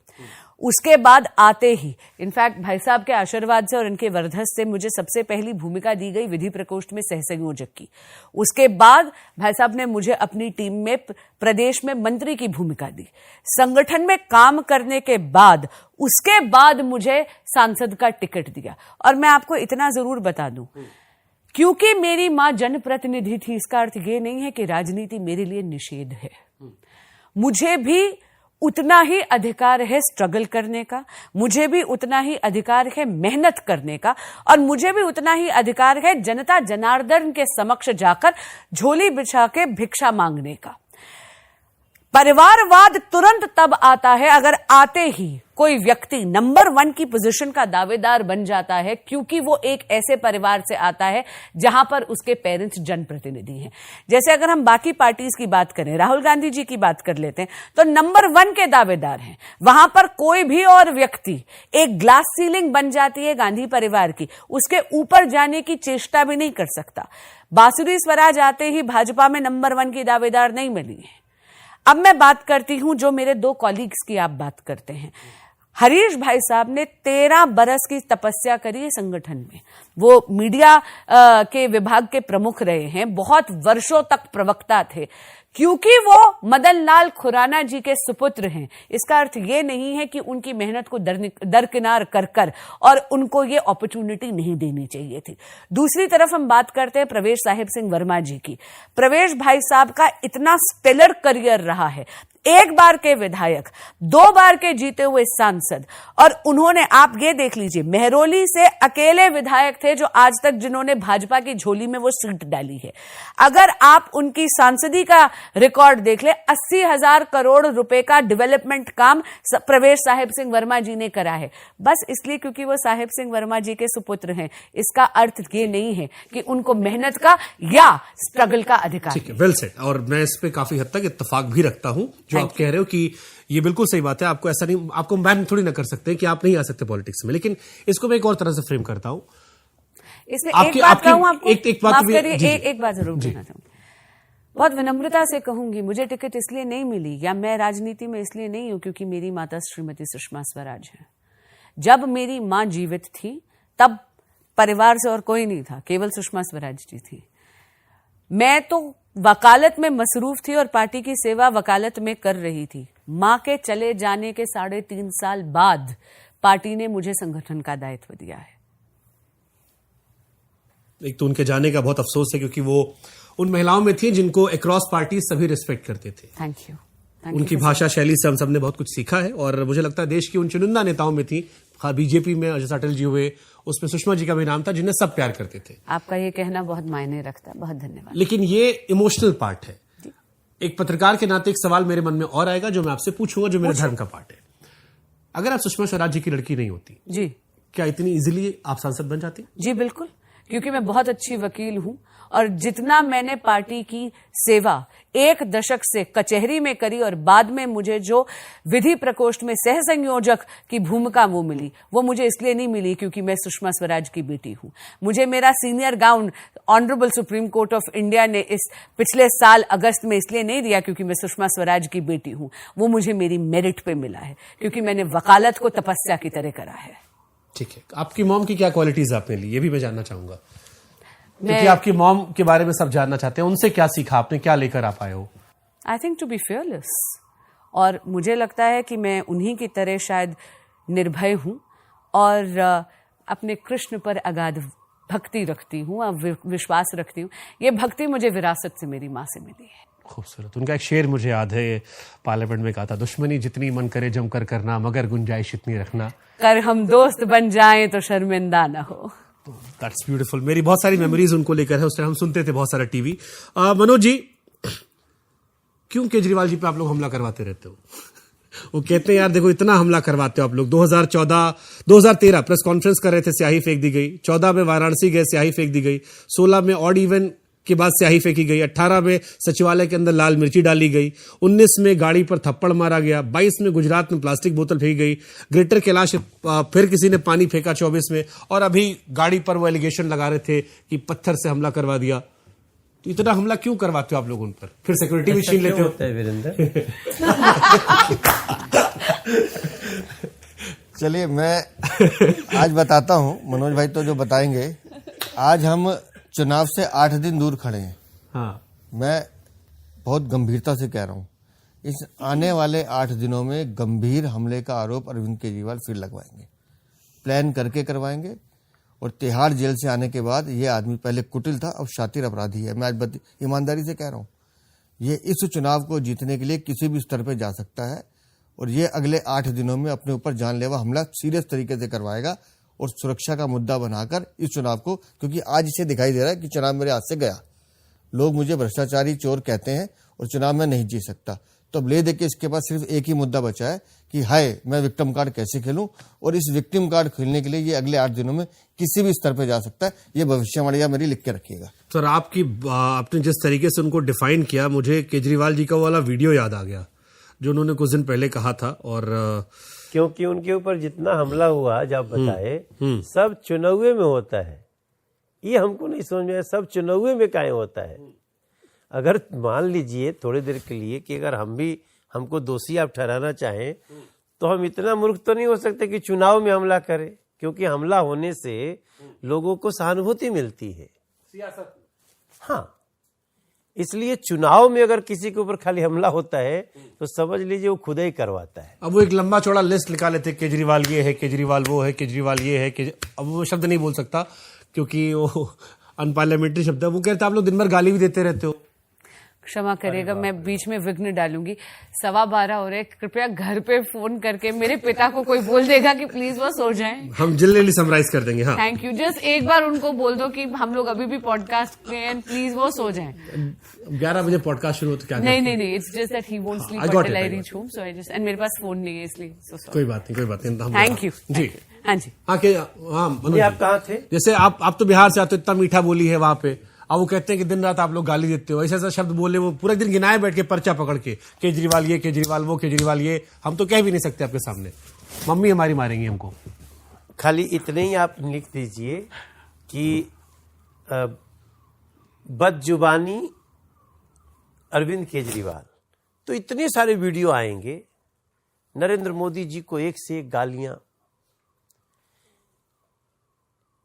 यहां तक कि मुझे गाली क्या, मुझे तो सिग्नेचर ब्रिज से ढकलवा कर मारने की भी कोशिश किया उन्होंने। मनोज तिवारी के बाप की नहीं है दिल्ली, ये उन्होंने ही कहा है, मेरे पिताजी जिंदा नहीं है। पूर्वांचल के लोगों को फर्जी वोटर कहा। पूर्वांचल के लोग जब यूपी बिहार के गए प्रदर्शन करने तो दोगले कहा। पूर्वांचल के लोगों को लालची कहा कि 500 रुपया का टिकट लेके आते हैं, 5 लाख का इलाज करा के जाते हैं। और चिल्ला चिल्ला के कहने वाला मैं हूं दिल्ली का। मेरा तो, मैं गाना गाता हूं, थोड़ा सा मेरा नस वस खींच न जाए।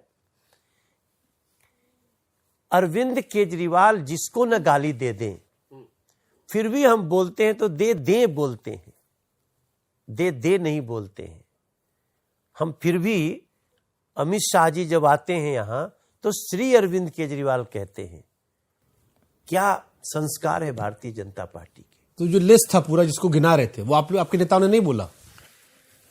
देखिए, हमारे नेता अगर हीट ऑफ द मोमेंट में कभी कुछ कह भी देंगे ना तो खेद जरूर व्यक्त करेंगे। अरविंद केजरीवाल को खेद, अफसोस, ये सबसे कोई मतलब नहीं। हमसे कह रहे थे मोदी जी से दोस्ती करवा दीजिए। हम तो यहाँ फोटो भी देखे आपके, वहां पे मोदी जी का ही फोटो था। कह रहे थे अगर पॉसिबल हो दोस्ती करवा दीजिए मोदी जी से। आप बोलेंगे तो पैर पकड़ लेंगे, जैसे बोलेंगे वैसे कर देंगे। ये करने की नीयत है उनकी। हाँ, हमारे साथ तो तो उन्होंने मैं यही कहा है। पूछना चाहती हूं, भारत के पहले विपक्ष के वो ऐसे सिटिंग चीफ मिनिस्टर हैं जिन्होंने विधानसभा का सत्र बुलवाया और सदन में जो प्रिविलेज होती है उसका दुरुपयोग करा, व्यक्तिगत टिप्पणी कर कर, और केवल कटाक्ष नहीं, जिस तरह जितनी अभद्र भाषा का उन्होंने प्रयोग करा आदरणीय प्रधानमंत्री श्री नरेंद्र मोदी जी के लिए, उसका क्या? कहना बहुत आसान है, अमल कर कर दिखाएं। पहली बार ही मिसयूज्ड प्रिविलेज, वो जानते थे कि सदन में, सत्र में, on the floor of the house वो कुछ भी बोले, उसको कहीं पर भी उस पे मानहानि का मुकदमा नहीं लग सकता, डेफेमेशन का केस नहीं लग सकता। He has that immunity, he is protected by the honourable constitution of this country and he misused that constitutional privilege. चलिए मैं एक उदाहरण और देता हूं आपको। अब तो कुछ हमारे पास भी हैं इनके साथी। इससे मैं वो जवाब ले सकता हूं क्यों आम आदमी पार्टी पहली पार्टी बनी जिसके 4 नेता जेल में गए टॉप के। अभी मैं बता रहा हूं, अरविंद केजरीवाल की भाषा की बात कर रहा हूं। बुलाइए एक बार केजरीवाल जी को, मैं तो कई बार कहा, और जो उनके साथी मेरे साथ हैं मैं उनको लाके बैठाता हूं। बंद कमरे में अरविंद केजरीवाल अपने विधायकों से जिस तरह की भाषा का उपयोग करते हैं कोई सभ्य आदमी कर नहीं सकता। जिस भाषा का प्रयोग वो करते हैं, जो आप बोलने में शर्मा रहे हैं, आप लिख नहीं सकते। जिस भाषा का प्रयोग अरविंद केजरीवाल उन बंद कमरों में अपने विधायकों से कहते हैं कि तुम्हारी औकात क्या है, मैं हूं तो तुम हो। इसके अलावा जो डैश डैश लगाना, हेल्पिंग वर्ड लगा लीजिए इसमें। दिल्ली के फॉर्मर चीफ सेक्रेटरी पर अंशु प्रकाश हाथ उठवाया, अपने ही विधायक खुद भरा, वो अभी भी कानूनी लड़ाई लड़ रहे हैं। स्वाति मालीवाल के साथ क्या हुआ वो तो हम डिस्कस कर चुके हैं। ठीक, स्वाति मालीवाल के केस से मुझे एक सवाल और याद आया मेरे मन में। प्रियंका गांधी जी को लेकर रमेश विदुड़ी जी ने कुछ कहा, अपॉलॉजी हो गई, आम आदमी पार्टी कंटिन्यूअसली कह रही है, लेकिन जब आतिशी जी को लेकर कहा गया तो आप लोगों ने अपॉलॉजी नहीं दी। 2 महिलाओं में भी आप लोगों ने डिस्क्रिमिनेट किया, कांग्रेस वाले में अपॉलॉजी करवा दी, आम आदमी पार्टी में आतिशी जी पर। आतिशी के लिए क्या बोला उन्होंने? वो कह रहे हैं शब्दों का इस्तेमाल किया गया उनको लेकर। आतिशी मार लेना को खुद नहीं पता उसको, वो क्या बोलती हैं। खुद कहती नहीं कि वो मेरे नाम के साथ अगर मेरे पिताजी का नाम जोड़ते हैं, फिर अभी एफिडेविट देकर आए तो फिर आतिशी मार लेना हो गई, फिर सिंह गायब हो गया। उनको खुद नहीं पता उन्होंने क्या करना है। रमेश विधुड़ी सही मायनों में फाइटर है, वो ठीक है, जैसा मन का है, जैसे उसके जबान पर आता है। और उसको अगर उसने उस दिन कहा, लेकिन उसके साथ मैं फिर कह रहा हूं, जब हेमा मालिनी के लिए कहा जाता है तब किसी को बुरा नहीं लगता। सर, गलत को गलत से जस्टिफाई मैं गलत जस्टिफाई नहीं कर रहा हूं। मैंने खुद उस दिन कहा कि अपने सभी कार्यकर्ताओं को मैंने स्पष्ट रूप से कहा कि किसी भी राजनीतिक रूप में जो लोग काम कर रहे हैं, हमें किसी भी व्यक्ति या महिला के बारे में बात करते समय अपनी भाषा पर संयम रखना चाहिए। मैंने सार्वजनिक रूप से कहा। रमेश जोड़ी ने भी माफी मांगी, लेकिन आतिशी मार लेना जो उनके सामने कंटेंडर है वो कुछ भी बोलेंगी, झूठे आरोप लगाएंगी रमेश जोड़ी पे, तो सुनेंगे क्या हम? क्यों सुनेंगे? चुनाव है, चुनाव में जैसे अभी ने कहा हिटेड आर्गूमेंट होते हैं, वो भी तो बोलती है ना। अरविंद केजरीवाल भी तो बोलते हैं हाथ हिला के, तो सुनना चाहिए। ठीक है, उनको आपने बहुत स्ट्रांगली किया। उनका एक स्टेटमेंट और आया बस को लेके कि बसों में सबको फ्री नहीं होना चाहिए। आज बहुत आम आदमी पार्टी वायरल कर रही है उस वीडियो को। एक साइड अमित शाह जी का वीडियो लग रहा है, एक साइड विदुड़ी जी का वीडियो लग रहा है, और इसको वायरल कर रहे हैं कि बीजेपी में भी देखो 2 राय है फ्री बीस को लेके। रमेश विदुड़ी जी कह रहे हैं जो सारी महिलाओं के लिए बस फ्री नहीं होनी चाहिए। आज पूरे दिन ये ट्विटर पे चला है। ये तो तय हुआ कि महिलाओं के लिए फ्री है। जो वो ये कह रहे थे झूठ बोलते हैं, बंद कर देंगे, ये तो तय हो गया ना कि हम दे रहे हैं, चाहे हमारी कॉन्ट्रडिक्शन है। और हमारी पार्टी के शीर्ष नेतृत्व ने जब एक बात कह दी हम करेंगे, इसके ऊपर किसी की राय हो सकती है, लेकिन पार्टी का संकल्प पत्र है कि हम करेंगे, तो करने में कहीं कोई नहीं। राय अलग अलग आदमियों की अलग अलग होती है, बट डिसीजन एक है कि हम कर रहे हैं और हमारे शीर्ष नेतृत्व ने इसको डिक्लेयर कर दिया है। आपको लगता है कि ऐसे बयान आप लोग के लिए मुसीबत पैदा करते हैं बार बार? थोड़ा जब सा लगातार कि आप लोग कंट्रोल नहीं कर पा रहे, आपको डेंट हो रहा है, बैक टू बैक एक ही व्यक्ति के ऊपर लेके निशाना साधा जा रहा है आप लोगों पे। जब लगातार 1-1 घंटा अगर मान लीजिए कोई बात होती है तो सारी टू द पॉइंट थोड़ी ना होती है, थोड़ी बहुत इधर उधर की भी हो जाती है। अब पता नहीं इसमें से हमारी में से क्या उठेगा, हमें ये भी लेकिन डिसीजन सरकार का है, ये तो सबने माना। जैसे आपने उठाया है सामने वाला भी उठाएगा।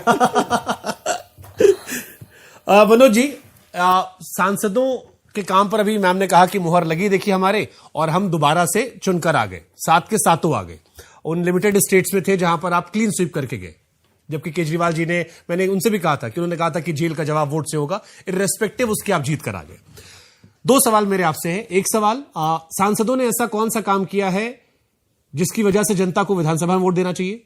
क्योंकि कई बार एलिगेशन लगता है कि मोदी जी की छवि में आप लोग जीत जाते हैं। एक दूसरा, पर्सनली मनोज जी को लेकर एक सवाल आया कि मनोज जी सांस्कृतिक कार्यक्रम बड़े इन्वॉल्व रहते हैं, उनकी प्रायोरिटी उधर ज्यादा है। तो अच्छा है, सांस्कृतिक कार्यक्रम करते हैं, शराब घोटाला तो नहीं करते ना भाई। ये तो कितनी अच्छी बात है, सांस्कृतिक कार्यक्रम, क्योंकि हमें रोड के कमीशन से मतलब नहीं है। मैं आत्मनिर्भर हूं, मेरी एक कला है जिसने मुझे यहां तक पहुंचाया है। तो ये तो मैं आई एम सो प्राउड कि मैं सांस्कृतिक कार्यक्रम करता हूं। लेकिन जो लोग अब सांस्कृतिक कार्यक्रम करते हैं उनका क्या करें हम? We are also very proud. तो हम निश्चित रूप से, मेरा आज भी सोर्स ऑफ इनकम हमारा संगीत है, घट गया है, सिनेमा छोड़ दिया हमने, तो अब केवल सिंगिंग करता हूं। पंचायत में लेकिन गाना बढ़िया था। हाँ, बहुत बढ़िया था। हमने राजन जी महाराज से भी सुना दोबारा बैठ के। जो आम आदमी पार्टी को कोई गाना ही नहीं मिला, हम लोगों का गाना भी चुरा लिया। दिल्ली का फ्री इलाज चुरा लिया, बुजुर्गों का पेंशन चुरा लिया, बाद में पता चला हम लोगों का गाना चुरा लिया। मैं एक बात कहना चाहता हूं कि ये तो बड़े गर्व की बात है ना कि नेता का अपना सोर्स ऑफ इनकम क्या है। अरविंद केजरीवाल का सोर्स ऑफ इनकम क्या है? एक बड़ा सवाल मैं छोड़ना चाहता हूं शुभंकर जी के सामने कि अभी एक गाड़ी चढ़ा रहे थे वो सवाल पूछने वाले पे, तो गाड़ी पता चला कि वो 4 करोड़ के आसपास की गाड़ी थी। कैसे खरीदा है आप एक्स चीफ मिनिस्टर हैं, दोबारा कभी बनेंगे नहीं, लेकिन आप जिस गाड़ी पे चल रहे थे, जो चढ़ाने की कोशिश की, what is source of income of ये अरविंद केजरीवाल जी? मनोज तिवारी तो हम हर तीसरे दिन स्टूडियो में रहते हैं, रात के 12-1 बजे दिन भर काम करते हैं। हमारी संसद से लेकर और क्षेत्र तक हमारी अटेंडेंस लगभग 88% है। हम इतनी भागदौड़ करने के बाद भी, और अपने क्षेत्र में हमने 14,800 करोड़ का काम कराया है। अरविंद केजरीवाल की सरकार ने एक नया स्कूल नहीं दिया। पीछे सवाल आ रहा था ना, इसलिए उसने कमरे गिनाए। ये भी बात सही है जोगिंदर जी की, उसने टॉयलेट को भी कमरे गिनाए, लेकिन 5.5 लाख का कमरा 32 लाख में लोगों से पेमेंट लिया, मतलब सरकार रेवेन्यू से। तो हम नया स्कूल बनाए हैं। हमारा भारतीय जनता पार्टी का एजुकेशन मॉडल देखिए, हमने एक नया स्कूल बना के बिल्डिंग कर दिया, सेंट्रल स्कूल। दूसरे का अभी पैसा सैंक्शन हो गया हमारे खजूरी के सेंट्रल स्कूल का। तीसरा हम बुराड़ी में साल भर के अंदर देंगे। तो ये एजुकेशन मॉडल है। हमने अपने क्षेत्र में जो जो कार्य किए, दिल्ली में मेट्रो चलती होगी, लेकिन हमारे क्षेत्र में तब आई जब नरेंद्र मोदी जी देश के प्रधानमंत्री बने, हम वहां के सांसद बने। इन सारी चीजों के बीच में आपकी नजर हमारे सांस्कृतिक कार्यक्रम पे है। ये पक्का जलने वाले लोग होंगे। इसके जरिए शायद जितना मैं समझ पाया, जब ये सवाल लोग करते हैं, शायद वो ये दिखाने की कोशिश करते हैं कि आप अपने सांसदी वाले काम को लेकर शायद कम सीरियस होगे, उधर ज्यादा होगी। वही तो मैं बता रहा हूं आपको कि हम 88% हमारी अटेंडेंस है, और उसके बाद भी हम तो कहते हैं हर नेता का अपना कोई सोर्स ऑफ इनकम होना चाहिए। ये शराब का कैमरे वाला काम ज्यादा दिख जाता है लोगों को। काम तो सब करते होंगे कुछ ना कुछ। नहीं। दिल्ली एनसीआर को मिला लीजिए, मेट्रो का अगर कहीं डबल डेकर ब्रिज कहीं आ रहा है तो मनोज जी के एरिया में आ रहा है, हमारे कहीं नहीं आ रहा है। सड़क के ऊपर सड़क और उसके ऊपर मेट्रो। तो हमारा कमवा देख के तो ये आम आदमी पार्टी के नेता बहुत शर्मसार हो जाते हैं। और यही कारण है कि वहां पे नौ एमसीडी में जीत पाए, इस बार भी नहीं जीत पाए थे हमारे यहाँ। वो आम आदमी पार्टी हमारे यहाँ नहीं जीती। और विधानसभा के समय भी हम लोग अच्छा परफॉर्मेंस किए थे। तो हमारा अभेद्य किला है। इस बार भी हम इन लोगों को। सवाल मेरा आपके लिए और है, क्योंकि पूर्वांचल वोटर से जुड़ा हुआ है। पूर्वांचल वोटर 25 से 38% के आसपास आबादी, जितना मैंने पढ़ा लिखा जाना, लेकिन इस बार सीट्स कम हो गई। पिछली बार ज्यादा आपने कैंडिडेट खड़ा किए थे। तो हम लोग उत्तराखंड को भी दिए हैं ना, उत्तराखंड को भी 2 सीट दिए हैं। आम आदमी पार्टी ने तो एक उत्तराखंड को नहीं दिया। भाई हम तो सबका साथ सबका विकास वाले हैं। आपने तो पूरा जड़ से काट दिया उत्तरांचल को, और उत्तरांचल के लोग पूर्वांचल के साथ, दिल्ली के लोगों के साथ मिलकर के, ये ओझा जी वाली सीट बात कर रहे हैं आप? हाँ, पटपरगंज वाली, वहां भी हमने उत्तरांचल को दिया। हमारे लिए मुस्तफाबाद में हमने उत्तरांचल को दिया। तो भारतीय जनता पार्टी एक ऐसी पार्टी है जो सबका ध्यान रख रही है। इसलिए हमारा मानना है कि सबसे जरूरी है कि आपने पूर्वांचल के लोगों को क्या दिया? गंदा पानी, पूर्वांचल के लोगों को गाली, पूर्वांचल के लोगों को कोरोना में आनंद विहार भेज के मौत के मुंह में ढकेला। यही करोगे? पूर्वांचल को आप यही दे सकते हो? तो मैं मानता हूं कि 5 फरवरी को। आप लोग कितने कॉन्फिडेंट हो 5 फरवरी को, 8 फरवरी को लेके? 100%। 100%। मैंने केजरीवाल जी से कहा इस बार कितनी सीट पाओगे? उन्होंने कहा इस बार मैं ये नहीं लिखूंगा। हम लिख रहे हैं। मैंने उनसे पूछा था, मैं आप लोग से पूछ लेता हूँ, मिनिमम मैक्सिमम कितना हो सकता है? नहीं, हम स्पष्ट बहुमत के साथ सरकार बना रहे हैं। भविष्यवाणी केजरीवाल करें। 36? नहीं, मैं 36 की बात ही नहीं कर रहा जी। 36 से तो बहुत आगे जाएंगे। भविष्यवाणी करना अरविंद केजरीवाल का काम है। मनीष सिसोदिया जेल जाएंगे, गए। सत्येंद्र जैन जेल जाएंगे, गए। संजय सिंह जेल जाएंगे, गए। अपने लिए भी कहा जेल जाएंगे, गए। तो भविष्यवाणी उन्हीं को मुबारक हो। दिल्ली में डबल इंजन की सरकार बनने जा रही है, ये तय है। तो आप फिर नंबर क्यों देते आप? और वैसे वो लिखने लायक रहे कहाँ? He can't file sign, he can't sign file. तो आप क्या प्यार से तज मारे एकदम, मतलब सुप्रीम कोर्ट ने कहा है भाई, यू कांट वो साइन। कह रहे सब बदल जाएगा नियम, फाइल। वो कह रहे सब नियमों में बदल जाएगा। हमने पूछा था, हमने कैसे जाओगे? आपको कैसे बदल जाएगा? allowed मनीष नहीं है। सिसोदिया का थाने में जाके अंगूठा लगाना, वो कैसे बदल जाएगा? ये चुनाव जमानती और जनता के बीच में है कि कौन जमानत पे छूटे और जनता क्या जवाब देगी, वो देगी जनता जवाब। वैसे मैं अभी शाम तक जो आया हूं, मैं अभी तक 26 नुक्कड़ सभा कर चुका हूं। और नुक्कड़ सभा भी ठीक ठाक, 2-2, 2.5, 3-3, एक जगह तो 7-8 हजार भी लोग थे।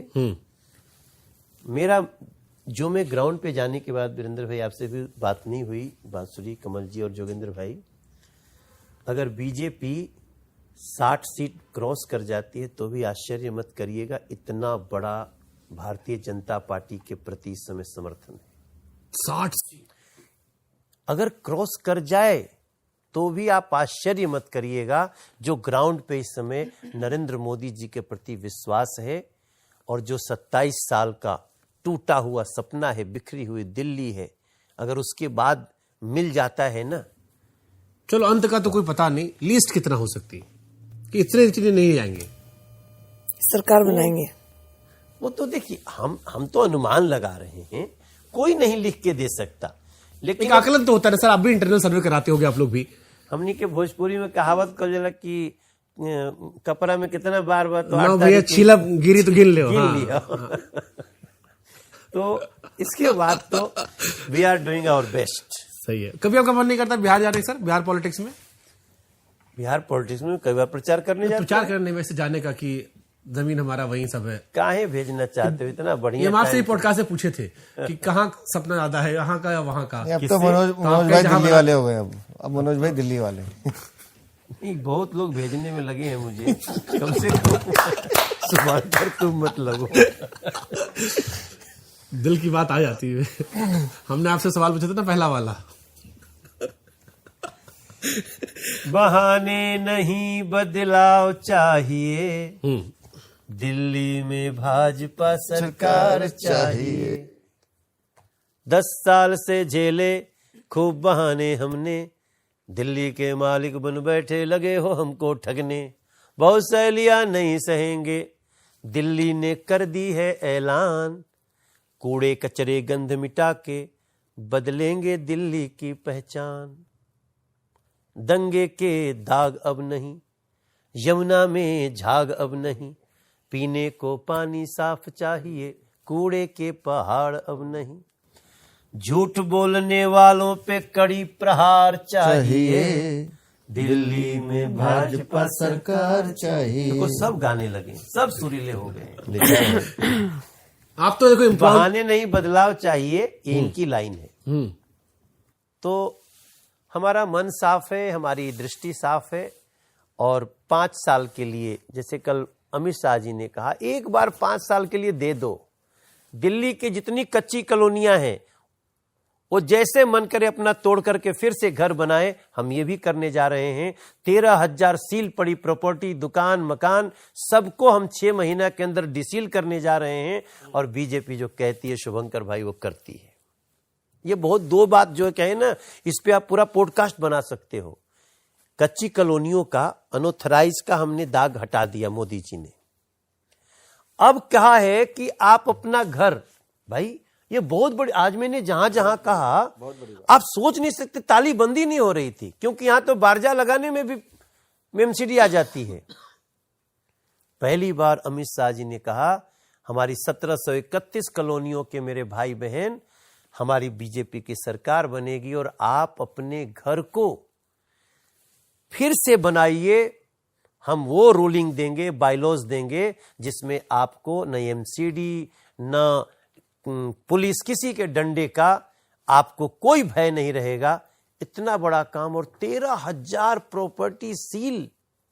न उस पे हम लोन ले सकते हैं, न उस पे हम उसको किसी को सेल कर सकते हैं, न उसमें हम मीटर लगवा सकते हैं। वो सारी समस्याओं का करेगी अंत 8 तारीख के बाद। वो भी जोड़ दीजिएगा, 47 की त्रासदी जिन्होंने देखी, वो परिवार जो दिल्ली में आके बसे, ऐसी 47 से 52 के बीच में जिन जिनको प्रॉपर्टी जगह देगी रहने के लिए, आज तक उनकी लीज नहीं बढ़ाई जाती थी, उन सबको मालिकाना हक और फ्री होल्ड करने का अधिकार भारतीय जनता पार्टी की सरकार देगी।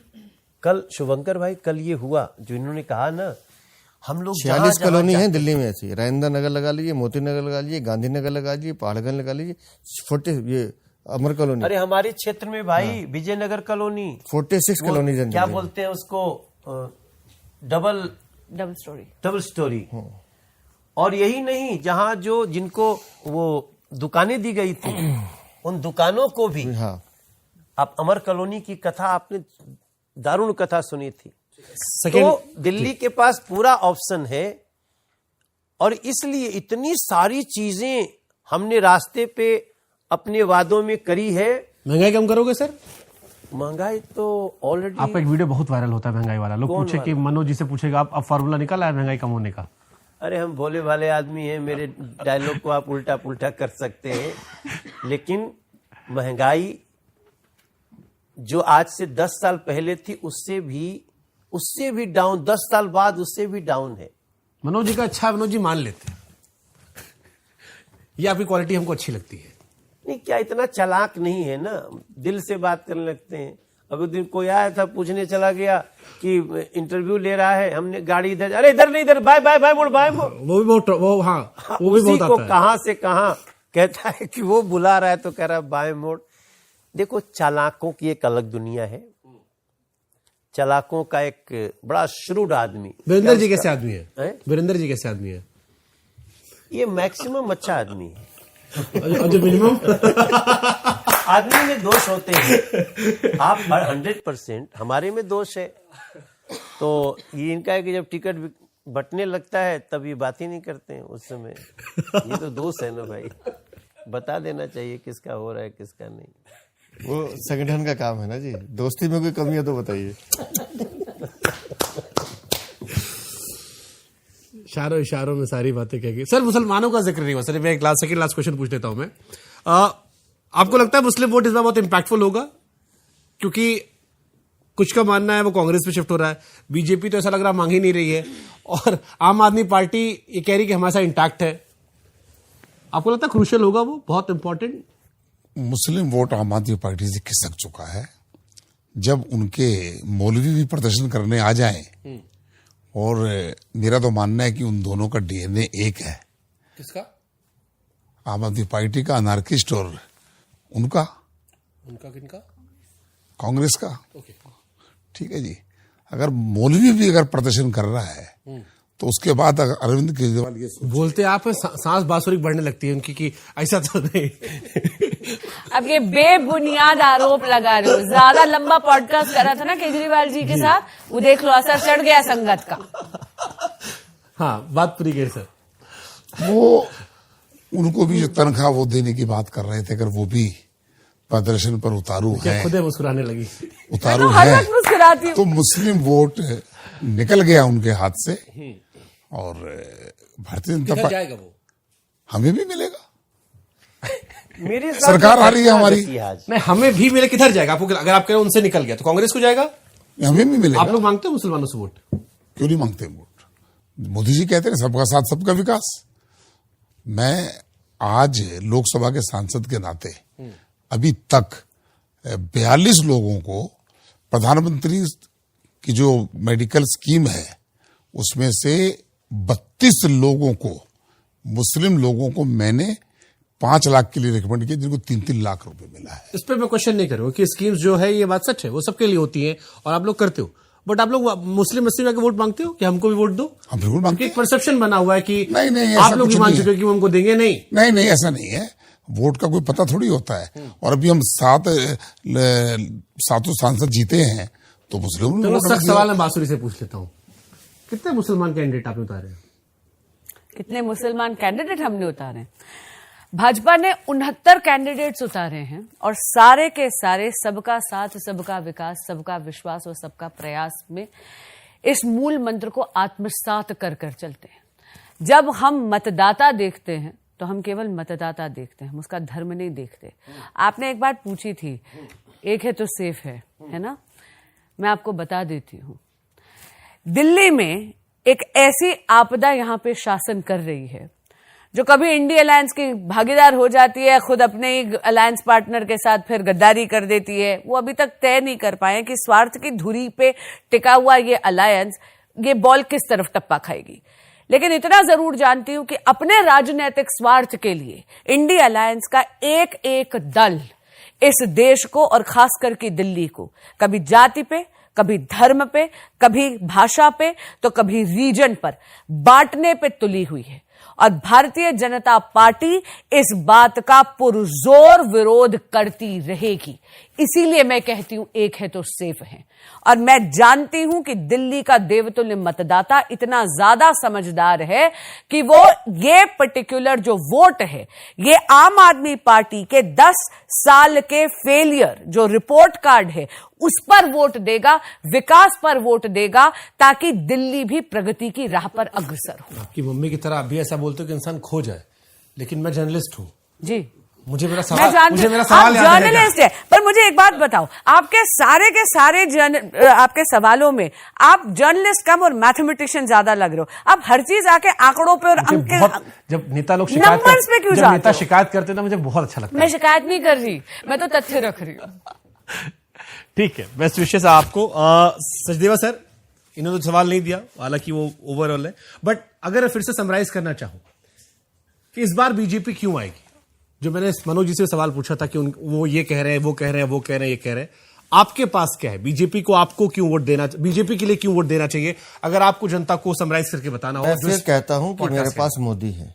पिछले 10 सालों में प्रधानमंत्री का काम और दिल्ली का जो भ्रष्टाचार, सीवेज, गंदा पानी, बिजली, ये वो समस्याएं हैं जो मूलभूत, शिक्षा, स्वास्थ्य साथ जोड़ दीजिए, ट्रांसपोर्ट जोड़ दीजिए, ये वो सुविधाएं हैं जो दिल्ली वालों को हक है, उनको मिलनी ही चाहिए।